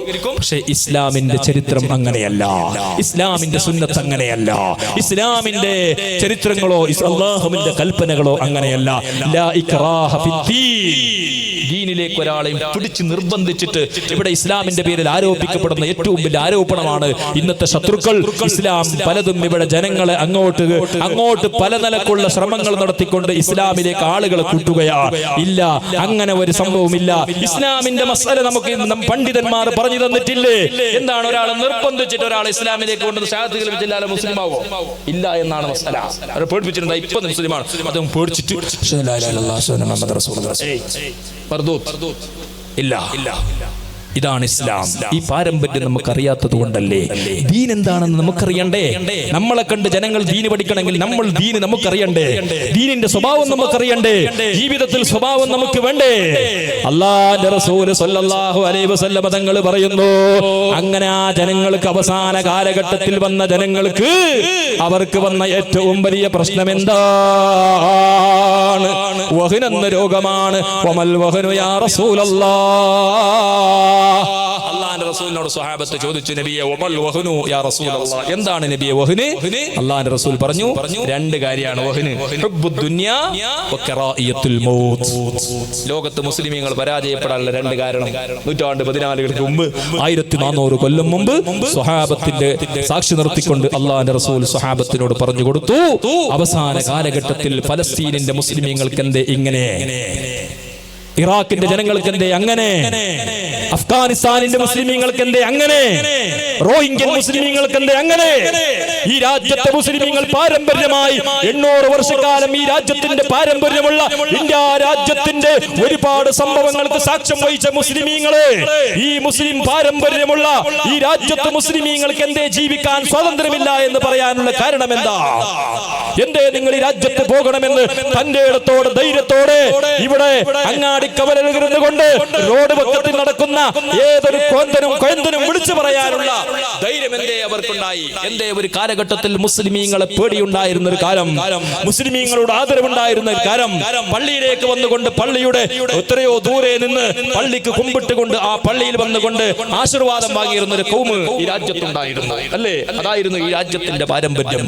അതേ ആളുകൾ ഇന്ന് പറയുന്നു പള്ളികൾ തകർക്കപ്പെടേണ്ടതാണ്. എന്തേ കാരണം? രണ്ട് കാര്യം. 2 സീക്ക് പിടിച്ചിട്ടുണ്ട്. 2 സീക്കിന് മരുന്നാക്കണോ? ചോര ടെസ്റ്റ് ആക്കണോ? സീക്ക് വന്നിട്ടുണ്ടെങ്കിൽ ഫസ്റ്റ് ടെസ്റ്റ് ആക്കണ്ടേ? ബ്ലഡ് ടെസ്റ്റ് ആക്കിയിട്ട് അതിന് മരുന്നെടുക്കണ്ടേ? മരുന്നെടുക്കാതെ നമ്മൾ എന്താക്കിയാൽ നമ്മൾ അതിന് അങ്ങോട്ട് നടന്നാൽ രോഗം കൂടി പോകും. മരുന്നുകൾ കണ്ടു അതിന്റെ ചികിത്സകൾ കണ്ടെത്തണം. എന്നിട്ട് രോഗം എന്താണെന്ന് കണ്ടെത്തിയിട്ട് രോഗത്തിനുള്ള ചികിത്സകൾ പറഞ്ഞു തരുന്നു. അതിനുള്ള ചികിത്സ നമ്മൾ നടത്തിയാൽ, മരുന്നുകൾ മാത്രം നമ്മൾ കൊണ്ടുപോയിട്ട് കീസയിൽ വെച്ച് നാളെ പോയിട്ട് എന്തായി പനി വന്ന് അല്ലെങ്കിൽ തലവേദന വന്ന് ഡോക്ടർക്ക് പോയി, ഡോക്ടർ 10 ഗുളിക വന്ന് കൊണ്ടൊരു കീസയിൽ പോയി നല്ല സൗഖ്യത്തിൽ കൊണ്ട് അങ്ങനെ കൊണ്ടത് വെച്ച് സീക്ക് മാറോ? മാറൂല. എന്ത് വേണം? ടൈം പാലിച്ചിട്ട് രാവിലെ കുടിക്കണ്ടേ രാവിലെ കുടിക്കണം, വൈകുന്നേരം കുടിക്കണോ? അതുപോലെ വയലല്ല ഉസ്താദ് ചെല്ലിനെ കേട്ടിട്ട് അങ്ങനെ മനപ്പാടാക്കിയിട്ട് പോയിട്ട് ഫാങ്ങലെ കടന്നിറങ്ങി അല്ല ആവില്ല തൊന്തരല്ല. തൊന്തരയുണ്ടോ ഇല്ലേ? കല്ലിവല്ലി പഠിച്ചിട്ടുണ്ടോ? ജീവിതത്തിലേക്ക് എടുക്കണം. ഒരാളെങ്കിലും മാറ്റം വരണം, മാറണം, ചിന്തിക്കണം, നന്നാകാനുള്ള മനസ്സ് നീ ആ മനസ്സ് കാണിച്ചോ, അള്ളാഹു നിന്നെ ഏറ്റെടുക്കും. നീ നിനക്ക് തന്നെ ഞാൻ ശരിയാവില്ല, മോനെ ചെറുക്കും ഞാൻ ശരിയാവില്ല, ഞാൻ പറഞ്ഞു ഓന് ശരിയാവില്ല, ആരും ശരിയാവില്ല, പിന്നെ ശരിയാവുന്ന ശരിയാവില്ല തന്നെ നമ്മളെല്ലാവരും ഓനും ശരിയാവില്ല, ഞാനും ശരിയാവില്ല, മറ്റവനും ശരിയാവില്ല, പിന്നെ എന്തിന് ഇത്ര ചെലവാക്കിയിട്ട് ഉസ്താദിനെ കൊടുത്തിട്ട് വേദനിപ്പിക്കേണ്ട ആവശ്യമുണ്ടോ? നന്നാകണം. ആഗ്രഹമുണ്ടോ? അള്ളാഹു നമ്മുടെ ഏറ്റെടുക്കും. എന്താണ് റസൂലുള്ളാഹി തങ്ങൾ പറയുന്നത്? അവസാന കാലഘട്ടത്തിലുള്ള ജനങ്ങൾക്ക് പരാജയം വരാനുള്ള കാരണം ഹുബ്ബുദ് ദുനിയാ വകറാഹിയത്തുൽ മൗത്ത്. ദുനിയാവിനോട് വല്ലാത്ത പ്രേമം, ദുനിയാവിനോട് വല്ലാത്ത ആർത്തി, ദുനിയാവിനെങ്കിലും സമ്പാദിക്കണം. രാത്രിയും പകലും ആജിയാരുടെ ചിന്ത, ഉസ്താദിന്റെ ചിന്ത, ആലിമീങ്ങളുടെയും സാധാരണക്കാരുടെ എല്ലാവരുടെ ചിന്ത ദുനിയാവിനെങ്ങനെങ്കിലും പൈസ ഉണ്ടാക്കണം, വലിയ പര ഉണ്ടാക്കണം, കൊട്ടാരുണ്ടാക്കണം, വലിയ വലിയ കാറ് വാങ്ങണം, ദുനിയാവിൽ സുഖിക്കണം. ഇതായിരുന്നു നമ്മുടെ ചിന്ത. ഈ ഒരു അവസ്ഥയിലേക്ക് നമ്മൾ മാറി. സ്വഹാബത്തിന്റെ പതിവ് എങ്ങനെയായിരുന്നു? സ്വഹാബത്തിന്റെ പതിവ് എങ്ങനെയായിരുന്നില്ല? മക്കയിൽ നിന്ന് മദീനയിലേക്ക് ഹിജ്റ പോകാൻ വേണ്ടി പറഞ്ഞു. പാലായണം ഒന്ന് പഠിക്കുക. നമ്മൾ നേരെ ഒന്ന് NRC വന്നിട്ട് നമ്മുടെ നാട്ടിൽ പാസ്സാക്കിയിട്ട് ഈ രാജ്യത്ത് നമ്മളെ കൊണ്ടുപോയിട്ട് ഏതോ സ്ഥലത്ത് കൊണ്ടുപോയി ഇടൂന്ന് പറഞ്ഞില്ലേ, തടങ്കലിലേക്ക്. അങ്ങനെ നമ്മൾ പോകേണ്ടി നമ്മൾ ചിന്തിച്ചു, എന്റെ പോരേനെ വിട്ടിട്ട് എങ്ങനെയാ പോവാ, അതിനായിട്ട് മരിക്കുന്നതല്ലേ ആത്മഹത്യ. ഇങ്ങനെ ചിന്തിച്ചവരാണ് അല്ലെ. വീടിന് പോകുന്നതിനേക്കാളും ഈ പുരയിൽ തന്നെ ആത്മഹത്യയാക്കിയിട്ട് എങ്ങനെ വീടിന് തന്നെ ജീവൻ എടുക്കുന്നതല്ലേ. വിട്ടിട്ട് പോകാൻ മനസ്സ് വരൂല. പോകാൻ കഴിയോ? വിറ്റിട്ട് പോകുമ്പോ ഈ അടുത്തൊരു ചങ്ങായി എന്നോട് ബേജാറ് പറഞ്ഞു, ഉസ്താദേ ഞാൻ എന്റെ പുര വിറ്റിട്ട് വന്നിട്ട് കുറെ കൊല്ലമായി, ഇന്നും ആ പുരയും സ്വത്തും വിചാരിച്ചിട്ട് ഇന്നും എനിക്ക് രാത്രി ഉറക്കം വരുന്നില്ല. ദുനിയാവിലുള്ള പ്രേമം എന്നെ പോലത്തെ നമ്മളെ പോലത്തെ അവസ്ഥ. സ്വഹാബത്തിന്റെ പതിവ് എങ്ങനെയായിരുന്നു? മക്കയിൽ നിന്ന് മദീനയിലേക്ക് ഹിജ്റ പോകാൻ വേണ്ടി പറഞ്ഞു. സ്വഹാബത്ത് തിരിഞ്ഞു നോക്കിയോ? സ്വഹാബത്ത് അങ്ങോട്ടും ഇങ്ങോട്ട് തിരിഞ്ഞു നോക്കിയില്ല. അവർ ചിന്തിച്ചത് അള്ളാന്റെ റസൂലിന്റെ കൂടെ പോകാൻ ഒരു ഭാഗ്യമുണ്ടായല്ലോ.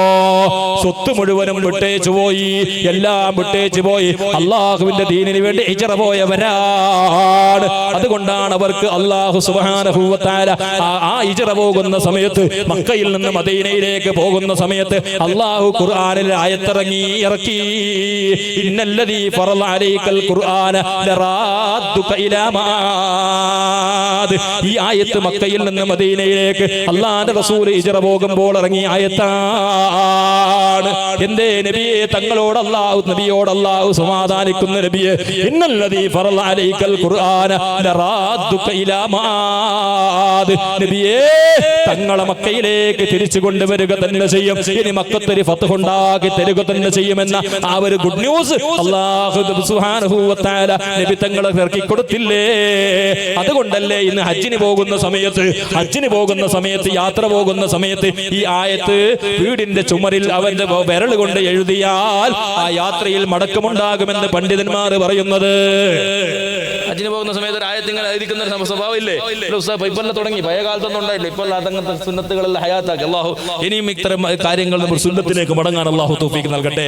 ഹജ്ജിന് പോകുന്ന സമയത്താണ് കൂടുതൽ ഹലാലായ യാത്രകളൊക്കെ വിദൂര ഗൾഫുകളിലേക്ക് പോകുമ്പോൾ അതെന്താ എഴുതൽ നല്ലതാണ്. വിരൽ കൊണ്ട് അദ്ദേഹത്തെ വീടിന്റെ ചുമരിൽ എഴുതിയാൽ ആ യാത്ര കഴിഞ്ഞിട്ട് അദ്ദേഹം വീട്ടിലേക്ക് മടങ്ങിയെത്തുമെന്ന് മഹാന്മാർ പറയുന്നു. അപ്പൊ ഈ ആയത്തിറങ്ങിയത് മക്കയിൽ നിന്ന് മദീനയിലേക്കുള്ള ഹിജ്റ വേള. സ്വഹാബത്തിന് ഒരു പ്രയാസമുണ്ടായില്ല, ദുനിയാവിനോട് പ്രേമമുണ്ടായില്ല, ദുനിയാവിനോടൊരു പ്രശ്നമുണ്ടായില്ല. ദുനിയാവിൽ ജീവിക്കാൻ വേണ്ടി അവർ സുഖിക്കാൻ വേണ്ടി ജീവിച്ചവരായിരുന്നില്ല. അങ്ങനെ ഒരു കാലഘട്ടം വരും സ്വഹാബ. ഞാൻ നിർത്തുകയാണ് സഹോദരങ്ങളെ. മഹാനായ ഉമറുൽ ഫാറൂഖ് റളിയല്ലാഹു അൻഹുവിന്റെ കാലത്ത് ഒരു യുദ്ധം കഴിഞ്ഞിട്ട് ഒരുപാട് ഗനീമത്ത് സ്വത്തുമായിട്ട് മദീനയിലേക്ക് സ്വഹാബത്തെത്തി. അങ്ങനെ മദീനയിലെ മെഹ്റാബിൽ വെച്ചുകൊണ്ട് ഉമറുൽ ഫാറൂഖ് തങ്ങൾ നിസ്കാരം കഴിഞ്ഞിട്ട് നോക്കുമ്പോൾ യുദ്ധത്തിന്റെ ഗനീമത്ത് സ്വത്തുകൾ മുഴുവനും ഇങ്ങനെ കുന്നുകൂടിയിരിക്കുകയാണ്. അല്ലാഹുവിന്റെ റസൂൽ സല്ലല്ലാഹു അലൈഹി വസല്ലം തങ്ങൾ അതാ അവിടെ നിന്ന് പറഞ്ഞ ആയത്ത് ഹദീസ് അവിടെ നിന്ന് പ്രവചനം ഓർമ്മ വരികയാണ്. ഉമറുൽ ഫാറൂഖ് തങ്ങൾ കണ്ണുനീരൊലിപ്പിക്കുന്നു. സ്വഹാബത്ത് ചോദിച്ചു, എന്താണ് അമീറുൽ മുഅ്മിനീൻ, എന്തിനാണ് തങ്ങൾ കരയുന്നത്? അല്ലാഹുവിന്റെ റസൂൽ പറയുന്നു, ഇന്നലികുല്ലി ഉമ്മത്തിൻ ഫിത്ന ഫിത്നതു ഉമ്മത്തി അൽമാൽ. എന്റെ സമുദായത്തിനും ഫിത്നയുണ്ടായിട്ടുണ്ട്. എന്റെ സമുദായത്തിന്റെ ഫിത്ന, എന്റെ സമുദായത്തിന്റെ ഈമാൻ കുറയാനുള്ള മാനദണ്ഡം സമ്പത്ത് വർദ്ധിക്കലാണ്. എന്റെ സമുദായത്തിന്റെ ജനങ്ങൾക്ക് ഈമാൻ കുറയാനുള്ള ഒന്നാമത്തെ കാരണം അവർക്ക് സമ്പത്ത് വർദ്ധിക്കലാണ്. പഴയ കാലത്ത് സമ്പത്തില്ലാത്ത സമയത്ത് വീട്ടിൽ ബർക്കത്തുണ്ടായിരുന്നില്ലേ? മങ്കൂസ് മൗലൂദ് ചൊല്ലാത്ത വീടുകൾ ഉണ്ടായിരുന്നില്ല, ബദ്ർ ബൈത്ത് ചൊല്ലാത്ത വീടുകൾ ഉണ്ടായിരുന്നില്ല, നാരിയത്ത് സ്വലാത്ത് ചൊല്ലാത്ത വീടുകൾ ഉണ്ടായിരുന്നില്ല, സൂറത്തുൽ വാഖിയ ചൊല്ലാത്ത വീട് ഓതാത്ത വീടുകളില്ല. എല്ലാ വീടുകളിലും ബർക്കത്തായിരുന്നു, എല്ലാ വീട്ടിലും നല്ല ബർക്കത്തുണ്ടായിരുന്നു. അന്ന് സമ്പത്തില്ല, ചുരുങ്ങിയ സമ്പത്തേ ഉള്ളൂ. അവർക്ക് രോഗങ്ങളില്ല, മാരകമായ ക്യാൻസർ ഇല്ല, ഷുഗർ ഇല്ല, കിഡ്നി സംബന്ധമായ ലിവർ സംബന്ധമായ രോഗങ്ങളില്ല. ഇന്ന് ഷുഗർ ഇല്ലാത്തവനുണ്ടോ? പ്രഷർ ഇല്ലാത്തവനുണ്ടോ? ഗുളിക കഴിക്കാത്തവനുണ്ടോ? എല്ലാവരുടെ പേരിൽ മെഡിക്കൽ ഒരു റൂം, ഒരു ഷോക്കേസ് മുഴുവൻ മെഡിക്കൽ ഷോപ്പ്. ഇപ്പൊ പരയിൽ തന്നെ ആൾക്കാർ എന്തായി മരിയൊക്കെ പെണ്ണ് നോക്കുമ്പോ മോന് പെണ്ണ് നോക്കുമ്പോ ആചാർ പറയുന്ന ഇത് മെഡിസിൻ പഠിച്ചോളാം എന്തിന് ആചാർക്ക് ഗുളിക എണ്ണീട്ട് കൊടുക്കാൻ വേറെ ഒന്നും പണിക്കേക്കാനല്ല. അനോ കിളവനെയും കിളത്തിക്കോ ഒരേല് നിന്റെ മരുന്നിന്റെ റാസിയും തീരെ എണ്ണീറ്റ് കൊടുക്കണ്ടേ? ഇത്ര ഇന്ന സമയത്ത് പറഞ്ഞിട്ട് എണ്ണീറ്റ് ഒരു തൂക്കിയെങ്കിലും 100 ഗ്രാംസ് ഒരിക്കൽ കുടിക്കുന്നത്. ഈ രീതി പഴയ കാലത്തുണ്ടായിരുന്നോ? എന്തേ കാരണം? ആത്മീയത വലിച്ചെറിഞ്ഞില്ലേ? ആധുനിക ലോകം എന്ന് പറഞ്ഞുകൊണ്ട് ഫാഷന്റെ പിന്നാലെ പോയി ഇസ്ലാമിനെ വലിച്ചെറിഞ്ഞില്ലേ?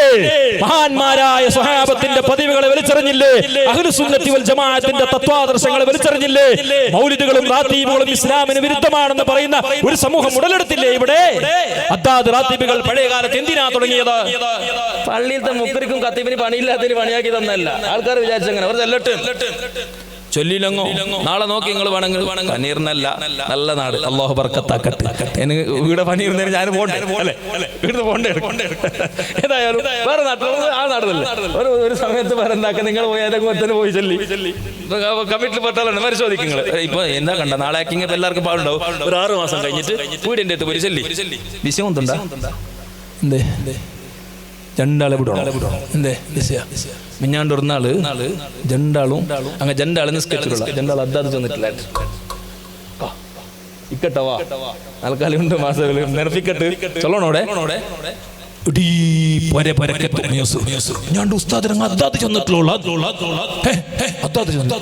വിചാരിച്ചത് ഡ്യൂട്ടി ഇതൊന്നും ഞമ്മക്ക് ശമ്പളത്തിന് ജോയിൻ ആകുമ്പോ ഇനൊന്നും പറയുന്നില്ല. എന്നിന്റെ പണി ആചാര പ്രസിഡന്റിനോട് ചോദിക്കാം എന്നില്ല പണിയൊന്നുമില്ല. 5 നിസ്കാരത്തിന് ഇമാമത്ത്, പിന്നെ വെള്ളിയാഴ്ച കുത്തുബ, പിന്നെ നാട്ടിൽ നിൽക്കാവും മരിച്ചെങ്കിൽ വേണോ പിന്നെ മദ്രസ അദ്ദാദ് അതൊന്നും ഞമ്മക്ക് ഇല്ലല്ലോ. ഈ ജീവിതത്തിൽ അദ്ദാദ് ഓനോട് കേൾക്കണം. അദ്ദാദ് എന്തിനുള്ള എന്ത് ഒന്നില്ല അദ്ദാദ് പണ്ടേ ചൊല്ല അദ്ദാദ് ഓന്നരിച്ചിന് എന്തോ ഇത് വലിയ ഭക്ഷണത്തിന്റെ പേര്. ഈ രീതി എന്തിനാ പഴയ കാലത്തുണ്ടാക്കിയത്? എന്തിനാണ് ഉണ്ടാക്കിയത്? പഴയ കാലത്ത് ബലായികൾ മുസീബത്തുകൾ വരുന്നതിനെ തടുക്കാൻ വേണ്ടിയിട്ടാണ് ഇവിടെ ഹദ്ദാദ് റാത്തീബ് ചൊല്ലിയത്. ഹദ്ദാദ് റാത്തീബ് ഒരുത്തൻ പതിവായി ചൊല്ലിയാൽ പാമ്പ് കടിച്ചാൽ പോലും അവന്റെ ശരീരത്തിലേക്ക് പാമ്പിന്റെ വിഷമേൽക്കൂല, അവനക്ക് ദാരിദ്ര്യമുണ്ടാകൂല, അവനക്ക് ഈമാനോടുകൂടെ ജീവിച്ച് മരിക്കുമെന്നതിന്റെ തെളിവാണ്. ഈമാനോടുകൂടെ മരിക്കാനുള്ള മരുന്നുകളാണ്. അതുകൊണ്ടാണ് യാദൽ ജലാലി വൽ ഇക്റാമി അമിത്ന അലാ ദീനിൽ എത്ര ബാക്കിയെല്ലാം എത്ര 3 1 മാത്രം 4 ലാസ്റ്റത്തെ ഇതെത്ര എന്താ വിഷയം? യാദൽ ജലാലി വൽ ഇക്റാം അമിത്ന അലാ ദീനിൽ ഇസ്ലാം. 7 വട്ടം നീ എല്ലാ ദിവസവും ചൊല്ലിയാൽ 10 ദിവസം ചെല്ലുമ്പോൾ 70 വട്ടമായി, ഒരു മാസം ചൊല്ലിയാൽ 210 പ്രാവശ്യമായി, 10 കൊല്ലം ചൊല്ലിയാൽ എത്ര വട്ടമായി? ദുആയോടുകൂടെ പള്ളിയിലിരുന്നു കൊണ്ട് യാദൽ ജലാലി വൽ ഇക്റാമി അമിത്ന അലാ ദീനിൽ ഇസ്ലാം. ഏതെങ്കിലും ഒരു സമയത്ത് നിന്റെ ദുആ അല്ലാഹു സ്വീകരിക്കാതിരിക്കൂല. മരിക്കുന്ന സമയത്ത് ഈമാൻ കിട്ടി മരിപ്പിക്കണേ എന്ന് ചൊല്ലാനുള്ള ദുആയാണ്. അതുകൊണ്ട് പൊന്നാര ചെറുപ്പക്കാരെ, പൊന്നാര രക്ഷിതാക്കളെ, നാളെ മുതൽ പള്ളിയിൽ അദ്ദാദ് ചൊല്ലുമ്പോൾ അദ്ദാദിന്റെ മജ്‌ലിസിലേക്ക് വന്നിരുന്നോ. എല്ലാ ദിവസവും കഴിയുന്നില്ലെങ്കിൽ ആഴ്ചയിൽ ഒരു പ്രാവശ്യമെങ്കിലും അദ്ദാദ് പതിവാക്കിക്കോ. അങ്ങനെ നിന്റെ ജീവിതത്തിൽ അദ്ദാദ് ഉണ്ടായാൽ സകല രോഗങ്ങൾക്കും മരുന്നാണ്, സകല പ്രയാസങ്ങൾക്കും പരിഹാരമാണ്. അദ്ദാദിനെ നിഷേധിക്കണ്ട, അദ്ദാദിനെ എതിർക്കാൻ നിൽക്കണ്ട. മഹാന്മാരുണ്ടാക്കി തന്നതാണ്. അഹ്ലുസുന്നത്തി വൽ ജമാഅത്തിന്റെ മഹാന്മാരായ പണ്ഡിതന്മാർ ഇത് കാത്തു സൂക്ഷിച്ചതാണ്. ആ കാത്തു സൂക്ഷിച്ചതിന്റെ ബർക്കത്താണ് നമ്മുടെ നാട്ടിലുള്ളത്. ഈ നാടിന്റെ ഇത്രയും നല്ല ഇസ്സത്തുള്ള പ്രൗഢിയുള്ള ഈ മനോഹരമായ പള്ളിയും ദീനിയായ ചുറ്റുപാടും മുൻഗാമികൾ കഷ്ടപ്പെട്ടുണ്ടാക്കിയതാണ്. അതുകൊണ്ട് മൗലിദ് ശിർക്കാണെന്ന് പറയണ്ട, റാത്തീബുകൾ ശിർക്കാണെന്ന് പറയണ്ട, മറ്റുള്ള ഭാഷകളിലേക്ക് കുതുബ ട്രാൻസ്ലേഷൻ ചെയ്യണമെന്ന് പറയണ്ട. അത്തരം വിഭാഗം ആളുകളെ കൂടെ കൂടണ്ട. അല്ലാഹുവിന്റെ റസൂലിനെ കണ്ട സ്വഹാബത്ത്, സ്വഹാബത്തിനെ കണ്ട താബിഈങ്ങള്, താബിഈങ്ങളെ കണ്ട അത്ബാഉ താബിഈങ്ങള്, അവരെ കണ്ട അയിമ്മത്തുൽ മുജ്തഹിദീകള്, അവരെ കണ്ട മുൻകാല പണ്ഡിതന്മാർ, അവരെ കണ്ട മഹാന്മാരായ സമസ്ത കേരള ജംഇയ്യത്തുൽ ഉലമയെ നയിച്ച മഹാരഥന്മാർ, അവരെ കണ്ട നമ്മുടെ മുൻകാല ഉസ്താദുമാർ, അവരെ കണ്ടിട്ടാണ് നമ്മൾ ദീന് പഠിച്ചത്. നമ്മൾക്ക് അല്ലാഹനെ കണ്ടിട്ടില്ല, നമുക്ക് നബിയെ കണ്ടിട്ടില്ല, നമ്മൾ സിദ്ദീഖുൽ അക്ബറിനെ കണ്ടിട്ടില്ല, നമ്മൾ ശാഫി ഇമാം തങ്ങളെ കണ്ടിട്ടില്ല. നമ്മളാരേ കണ്ടിട്ടുള്ളൂ? നമുക്ക് നേരെ മുമ്പിലുള്ള ഉസ്താദുമാരെ കണ്ടിട്ടുള്ളൂ. അതുകൊണ്ട് അവർ പറഞ്ഞതേ നമുക്ക് തെളിവുള്ളൂ. അതുകൊണ്ട് അതിനെ മുറുകെ പിടിച്ചോ. നാട്ടിൽ ഐക്യത്തോടുകൂടെ ജീവിച്ചോ, സമാധാനത്തോടുകൂടെ ജീവിച്ചോ, ഒരുമപ്പാടോടുകൂടെ ജീവിച്ചോ. ഒരുമയുണ്ടോ ബറക്കത്തുണ്ട് സഹോദരാ. പഴയ കാലത്തൊരു ചെലുത്തുണ്ട്, ഒരുമയുണ്ടെങ്കിൽ വലക്കേലും കിടക്കാം. എന്താ ഇതിന്റെ അർത്ഥം? വലക്കെന്ന് പറഞ്ഞാൽ മനസ്സിലായോ? എന്താണ്? നെല്ല് കുത്തുന്ന സാധനം. വലക്കയിൽ കിടക്കാൻ കഴിയോ? ഇരിക്കാൻ തന്നെ പറ്റൂല. ഇരുന്നങ്ങനെ അങ്ങോട്ട് കൊണ്ടുപോകും. ഒരുമയുണ്ടെങ്കിൽ വലക്കയിലും കിടക്കാന്നാണ്. പഴയ കാലത്തുള്ള വാക്കുകൾക്ക് ഓരോന്ന് വല്ല വല്ല അർത്ഥമുള്ള വാക്കുകളാണ്. ഒരുമയുണ്ടോ എല്ലാം കഴിയും. ഒരുമയില്ലേ ബർക്കത്തില്ല. നാട്ടിൽ ബർക്കത്തില്ല, കച്ചവടത്തിൽ ബർക്കത്തില്ല, നാട്ടിൽ ജമാഅത്തിൽ ബർക്കത്തില്ല. നാട്ടിൽ രോഗം, പ്രയാസങ്ങൾ, പ്രതിസന്ധികൾ, ബുദ്ധിമുട്ടുകൾ, ആപലാദികൾ, വേവലാദികൾ, പ്രതിസന്ധികൾ. ഒരു ഭാഗത്ത് ഭരണാധികാരികളുടെ ഭാഗത്തിൽ നിന്ന്, ഒരു ഭാഗത്ത് രോഗം കൊണ്ടുള്ള പീഡനം, ഒരു ഭാഗത്ത് സാമ്പത്തിക പ്രശ്നങ്ങൾ. എന്റെ എല്ലാത്തിനും കാരണം ഒരുമയില്ല, ബർക്കത്തില്ല, ഐക്യമില്ല, സഹോദര്യ ബന്ധമില്ല. ഈ ഒരുമപ്പാടിലേക്ക് മടങ്ങണം. ദീനിയായ നിലക്കുള്ള ചുറ്റുപാടിലേക്ക് മടങ്ങണം. ദുനിയാവിനുള്ള ആർത്തി ഒഴിവാക്കണം. ആർത്തി അള്ളാഹു കണക്കാക്കിയതേക്ക് ഞാൻ അവസാനിപ്പിക്കുകയാണ്. സമയം ഒരുപാട് വിഷയം പറയാനൊന്നുണ്ടായിരുന്നു, പക്ഷെ സമയം അനുവദിക്കുന്നില്ല. പ്രിയപ്പെട്ടവരെ, എന്താണ് ഞാൻ ചെറിയൊരു ഉദാഹരണം പറയട്ടെ. നമുക്കിത് മനസ്സിലാക്കാനുള്ള ഉദാഹരണം അനുഭവിച്ച ഉദാഹരണങ്ങളാണ്. ഞാൻ എന്റെ പഠനങ്ങളെല്ലാം കഴിഞ്ഞ് ഗൾഫിലേക്ക് പോകാൻ വേണ്ടി ഒരുങ്ങിയിട്ട് എന്റെ ഉസ്താദിനോട് ആശീർവാദം ചോദിക്കാൻ വേണ്ടി പോയി. കാരണം ഒരുപാട് പ്രയാസങ്ങളുണ്ട്. കാരണം ഈ പള്ളിപ്പണി ഞങ്ങൾക്ക് അറിയാലോ, ഇപ്പൊ തന്നെ ഉള്ളത് 20,000 ശമ്പളം. അന്ന് 10-18 കൊല്ലം മുമ്പ് അങ്ങ് ഞാൻ ആദ്യമായിട്ട് കത്തിവായ 2,500 ഈ 2,500 കൊണ്ട് എന്ത് നേടാൻ കഴിയും? അപ്പൊ അങ്ങനെ ഗൾഫിൽ പോകണമെന്ന്. അങ്ങനെ ഉസ്താദ് ഒരു ചായ കുടിക്കുന്ന സമയത്താണ്, ഇതുപോലെ ഒരു ഗ്ലാസ്സിൽ ചായ കുടിക്കുന്ന സമയത്താണ് എനിക്ക് ഞങ്ങൾ പോയി സംസാരിക്കുന്നത്. അങ്ങനെ ഉസ്താദ് എന്നോട് ചോദിച്ചു, ഗൾഫിലൊക്കെ പോകണം നല്ല കാര്യമാണെന്നൊക്കെ പറഞ്ഞിട്ട് എന്നോട് ചോദിച്ചു, ഇതെന്താണെന്ന് വെച്ചാൽ ഈ ഗ്ലാസ്സിൽ എത്ര വെള്ളം പിടിക്കുന്നു ചോദിച്ചു. നല്ലൊരു ഉദാഹരണം, എല്ലാവർക്കും പഠിക്കേണ്ട വിഷയമാണ്. ഞാൻ പറഞ്ഞു 200 മില്ലി വെള്ളം പിടിക്കുന്നു പറഞ്ഞു. എന്നോട് പറഞ്ഞു ഈ ഗ്ലാസ്സിൽ പുറത്തുള്ള നള്ളിന്ന് വെള്ളം നിറച്ചാലും കടലിൽ നിന്ന് പോയി കോരിയാലും എത്ര വെള്ളം പിടിക്കും? 200 പിടിക്കും. നിന്റെ കയ്യിലുള്ള ഗ്ലാസ് ചെറുതാണെങ്കിൽ കടലിൽ പോയിട്ട് കുറെ വെള്ളം ഉണ്ടെന്ന് പറഞ്ഞിട്ട് കോരാൻ പോയാൽ നിനക്ക് എത്ര കൊണ്ടുവരാൻ കഴിയും? ഇത്രേ കൊണ്ടുവരാൻ കഴിയൂ. അതുകൊണ്ട് നിന്റെ പാത്രത്തിൽ അള്ളാഹു ഉപ്പും കുറക്കൂല. നിനക്ക് കണക്കാക്കിയതേ കിട്ടൂ. ഗൾഫിൽ പോയാലും പള്ളിയിരുന്നാലും നിനക്ക് ബർക്കത്ത് ഇതാണ്. അൽഹംദുലില്ലാ, അള്ളാഹുവിന്റെ തൗഫീഖോടുകൂടെ ഇന്ന് 17 കൊല്ലം കഴിഞ്ഞ് 18 കൊല്ലക്കാലമായി ഖതീബായി ഒരു ദിവസം പോലും കാരണമില്ലാതെ ഒഴിവില്ലാത്ത ജോലി, ഒരു പ്രയാസമില്ല. അൽഹംദുലില്ലാ, അന്തസ്സുള്ള ജീവിതം, ബർക്കത്തുള്ള ജീവിതം, സാമ്പത്തികമായ ഒരു പ്രയാസമില്ല, ഒരു പ്രശ്നങ്ങളില്ല. നാട്ടിലുള്ള മുതലാളിമാർ ജീവിക്കുന്നത് പോലെ അന്തസ്സോടെ ജീവിക്കുകയാണ്. ബാക്ക്ഗ്രൗണ്ട് ഉണ്ടോ? സീറോ. ബാങ്ക് നിങ്ങൾക്ക് എത്ര സ്വത്തുണ്ട്? ഇല്ല. എത്ര പൈസ ബാങ്കിലുണ്ട്? അതില്ല. ജീവിക്കാൻ ആവശ്യമായത് എല്ലാം അള്ളാഹു തന്നു. അള്ളാഹു തവക്കുലുണ്ടോ?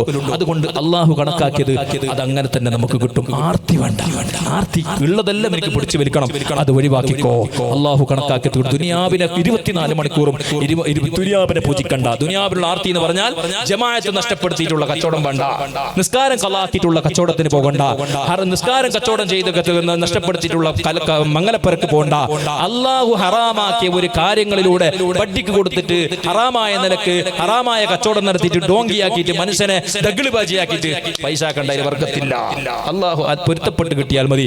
ഇതാണ് ഹുബ്ബുദ് ദുനിയ. രണ്ടാമത്തത്, ഈ ഉമ്മത്തിന് വെളിപ്പെട്ട ഏറ്റവും വലിയ പ്രയാസമുള്ള കാര്യം വകറാഹിയത്തുൽ മൗത്ത്. ഇതും കൂടി പറഞ്ഞിട്ട് ഞാൻ നിർത്തുകയാണ്. മരണത്തിനുള്ള പേടി, മരിക്കാൻ പേടിയാണ്. യഥാർത്ഥത്തിൽ മുഅ്മിനായ മനുഷ്യനിക്ക് മരിക്കാൻ ആഗ്രഹമാണ്. എന്നെ പോലെ തന്നെ ഞാനങ്ങനെ തന്നെ, നിങ്ങൾ പോലെ തന്നെ. നിങ്ങൾ മരിക്കാൻ റെഡി ഉണ്ടോ? നാളെ നിങ്ങളെ കൊണ്ടിരിക്കൊണ്ട് കബറിലിടണമെന്ന് ചോദിക്കാൻ വരണ്ട. ഞാൻ നിങ്ങളൊക്കെ ഒരുപോലെ ആയിട്ടാണ് ഞാൻ സംസാരിക്കുന്നത്. യഥാർത്ഥത്തിൽ ഒരു അങ്ങേറ്റത്തെ ഈമാനുള്ള പടച്ചവനിൽ വിശ്വാസമുള്ള ഒരു മനുഷ്യനിക്ക് മരിക്കാന്ന് പറഞ്ഞാൽ സന്തോഷമാണ്. കാരണം എന്തേ? ജീവിതത്തിന്റെ ഏറ്റവും വലിയ സന്തോഷങ്ങൾ എനിക്ക് കിട്ടാൻ പോകുന്നതേ ഉള്ളൂ. ഖബറിൽ കിട്ടുന്ന സുഖങ്ങൾ ഈ ദുനിയാവിലുള്ള എല്ലാ സുഖങ്ങളും കിട്ടുന്നതിനേക്കാളും വലുതാണ് ഖബറിൽ ഒരു മുഅ്മിനായ മനുഷ്യനിക്ക് കിട്ടുന്ന ഖബർ. അവന്റെ കണ്ണെത്താ വിശാലതമായ അവന്റെ ഖബറിനെ അള്ളാഹു സ്വർഗമാക്കി മാറ്റും. അള്ളാഹുവിന്റെ ലിഖാഇനെ കാണാനുണ്ട്. നാളെ മഹ്ശറാ ലോകത്ത് മുത്തുനബിയെ കാണാനുണ്ട്. ആ മഹ്ശറാ ലോകത്ത് കിട്ടുന്ന സുഖങ്ങൾ, സന്തോഷങ്ങൾ, നാളെ സ്വർഗലോകത്ത് കിട്ടുന്ന ആനന്ദങ്ങൾ, ഇതൊന്നും ദുനിയാവിലേക്ക് തട്ടിച്ചു നോക്കുമ്പോ ഈ ദുനിയാവ് ഒന്നുമല്ല. യഥാർത്ഥത്തിൽ മുഅ്മിനായ മനുഷ്യ സ്വഹാബത്ത് അങ്ങനെയല്ലേ യുദ്ധക്കളത്തിലേക്ക് യുദ്ധക്കളത്തിലേക്ക് പോയ സ്വഹാബി അള്ളാഹുവിന്റെ റസൂൽ സ്വല്ലല്ലാഹു അലൈഹി വസല്ലം കല്യാണം കഴിച്ചിട്ട് വിവാഹം കഴിച്ചിട്ട് വിവാഹ ജീവിതം കഴിക്കാൻ വേണ്ടി പെർമിഷൻ കൊടുത്ത് സ്വഹാബത്ത് പൈസ കൊടുത്തിട്ട് നിക്കാഹിനിരിക്കാനുള്ള വ്യവസ്ഥകളെല്ലാമായി ആ സമയത്താണ് യുദ്ധക്കളത്തിലേക്ക് പോകുന്ന സൗണ്ട് കേൾക്കുന്നു, തക്ബീറിന്റെ ധ്വനികൾ കേൾക്കുന്നു. അള്ളാഹുവിന്റെ റസൂലിന്റെ സ്വഹാബിയായ അൻദല റളിയല്ലാഹു അൻഹു നേരെ പോയി സ്വഹാബത്തിന്റെ കൂടെ സൊഫിൽ നിന്ന് യുദ്ധക്കളത്തിലേക്ക്. എന്തിന്? ഒരു കറുത്ത തുണി മൂടിയിട്ട് മുഖം മൂടിയിട്ടാണ് ഈ മനുഷ്യൻ പോയത്. കാരണം മുഖം കണ്ടാൽ നബിത്തങ്ങൾ യുദ്ധത്തിൽ വരാൻ അനുവദിക്കൂല, നബിത്തങ്ങൾ യുദ്ധത്തിൽ പോകാൻ അനുവദിക്കൂല. മുഖം മൂടിയിട്ട് യുദ്ധക്കളത്തിൽ പോയി. അങ്ങനെ യുദ്ധം കഴിഞ്ഞ് നോക്കുമ്പോൾ സ്വഹാബത്ത് ഒരുപാട് ഷഹീദായി കിടക്കുന്നുണ്ട്. കൂട്ടത്തിൽ മുഖം മൂടി മറച്ച, മുഖം കാണാത്തൊരു മനുഷ്യന്റെ മയ്യത്ത് കാണുന്നു. അള്ളാഹിന്റെ റസൂലിന്റെ അടുക്കലേക്ക് മയ്യത്തിനെ കൊണ്ടുവന്നു, ജനാസയെ കൊണ്ടുവന്നു. മുഖം തുറന്നു നോക്കുമ്പോൾ അള്ളാഹിന്റെ റസൂൽ സ്വല്ലല്ലാഹു അലൈഹി വസല്ലം തങ്ങളെ കണ്ണിൽ നിന്ന് കണ്ണുനീർ ധാരധാരയായി ഒഴുകി. അൻദല റളിയല്ലാഹു അൻഹു വിവാഹം കഴിച്ചിട്ട് ആദ്യ രാത്രി, പ്രഥമ രാത്രിയിൽ തന്റെ ദാമ്പത്യ ജീവിതത്തിന് സന്തോഷിക്കാൻ നിമിത്തങ്ങൾ സമ്മതം കൊടുത്ത സ്വഹാബി അതിനെ വിട്ടിട്ട് ഈ യുദ്ധക്കളത്തിലേക്ക് വന്നത് മരിക്കാൻ ആഗ്രഹമായിരുന്നു. മരണത്തിനോട് പേടിയുണ്ടെങ്കിൽ അവർ വരൂല, അവർക്ക് മരിക്കാൻ ആഗ്രഹമായിരുന്നു. നമുക്കോ മരിക്കുന്ന പേടി. ആചാരേ, എന്റെ ആചാരേ 80 വയസ്സായി ഏനും ബൽത്തേനെ കറുപ്പിച്ചിട്ട് തന്നെ ജീവിക്കുന്ന തന്നെയാ. മരിക്കണ്ടേ? ഞാൻ മാത്രം ഇങ്ങനെ കേൾക്കാം. മരിക്കണ്ടേന്ന് യഥാർത്ഥത്തിൽ മരിക്കണ്ടേന്ന് ഒരാൾ ചോദിച്ചെങ്കിൽ ഓന് വെൽക്കം ആക്കണം. അസ്സലാമു അലൈക്കും റാഹത്ത്. അങ്ങനെ മരിക്കുന്നതിന് ഓർമ്മയൊക്കെയല്ലേ, സന്തോഷം നമ്മൾ കൊടുക്കണം. ഇത് 80 വയസ്സായവനും അടി ബെൽത്തിട്ടും മേലെ കറുത്തില്ല. അറിയില്ലേ എന്തെന്ന്? ഇന്ന് ഡേറ്റ് 4 കഴിയുമ്പോ അടിയിൽ മുളച്ചിട്ട് വരുന്നത് ഇത് കറുത്തിട്ട് വരുന്നില്ലല്ലോ. ഇത് മുളച്ചിട്ടല്ലോ. ഞാൻ ഇന്നലെ ഒരു ചങ്ങായിനെ നോക്കി. ആരും നല്ല ആളെ പറയാതെ പറയുന്ന ദൈവത്തല്ലോ, ആളെ പറഞ്ഞെങ്കിലല്ല ദൈവത്താവും ഒരാള്. അപ്പൊ നമ്മുടെ കൂട്ടത്തിലായിരുന്നു ഓനും. അപ്പൊ ഞാനിങ്ങനെ നോക്കിയിട്ട് ഞാൻ എന്നെ മനസ്സുകൊണ്ട് ചിരിച്ചു, പഠിച്ചവനെ ഈ മനുഷ്യനൊക്കെ എന്താ വിവരം ഇല്ലാത്ത മനുഷ്യൻ. താടി മുഴുവൻ അടിയിൽ ഫുള്ള് നല്ല വലയിട്ട മാതിരി ഉണ്ട്. അടിയിൽ ഫുള്ള് കറുപ്പ്, മേത്ത ഫുള്ള് കറുപ്പ്, അടിയിൽ ഫുള്ള് അടിഭാഗമെല്ലാം ഫുള്ള് വെളുത്തിട്ടുണ്ട്. കാരണം ഇത് ഒരാഴ്ചയായി എവിടെയോ പൊതുവറ വരുന്ന മംഗളത്തിന് നമുക്ക് കറുപ്പിച്ചിട്ട് പോയത്. ഓന് ഓർമ്മയില്ല രണ്ടാമത് ഇടാന്.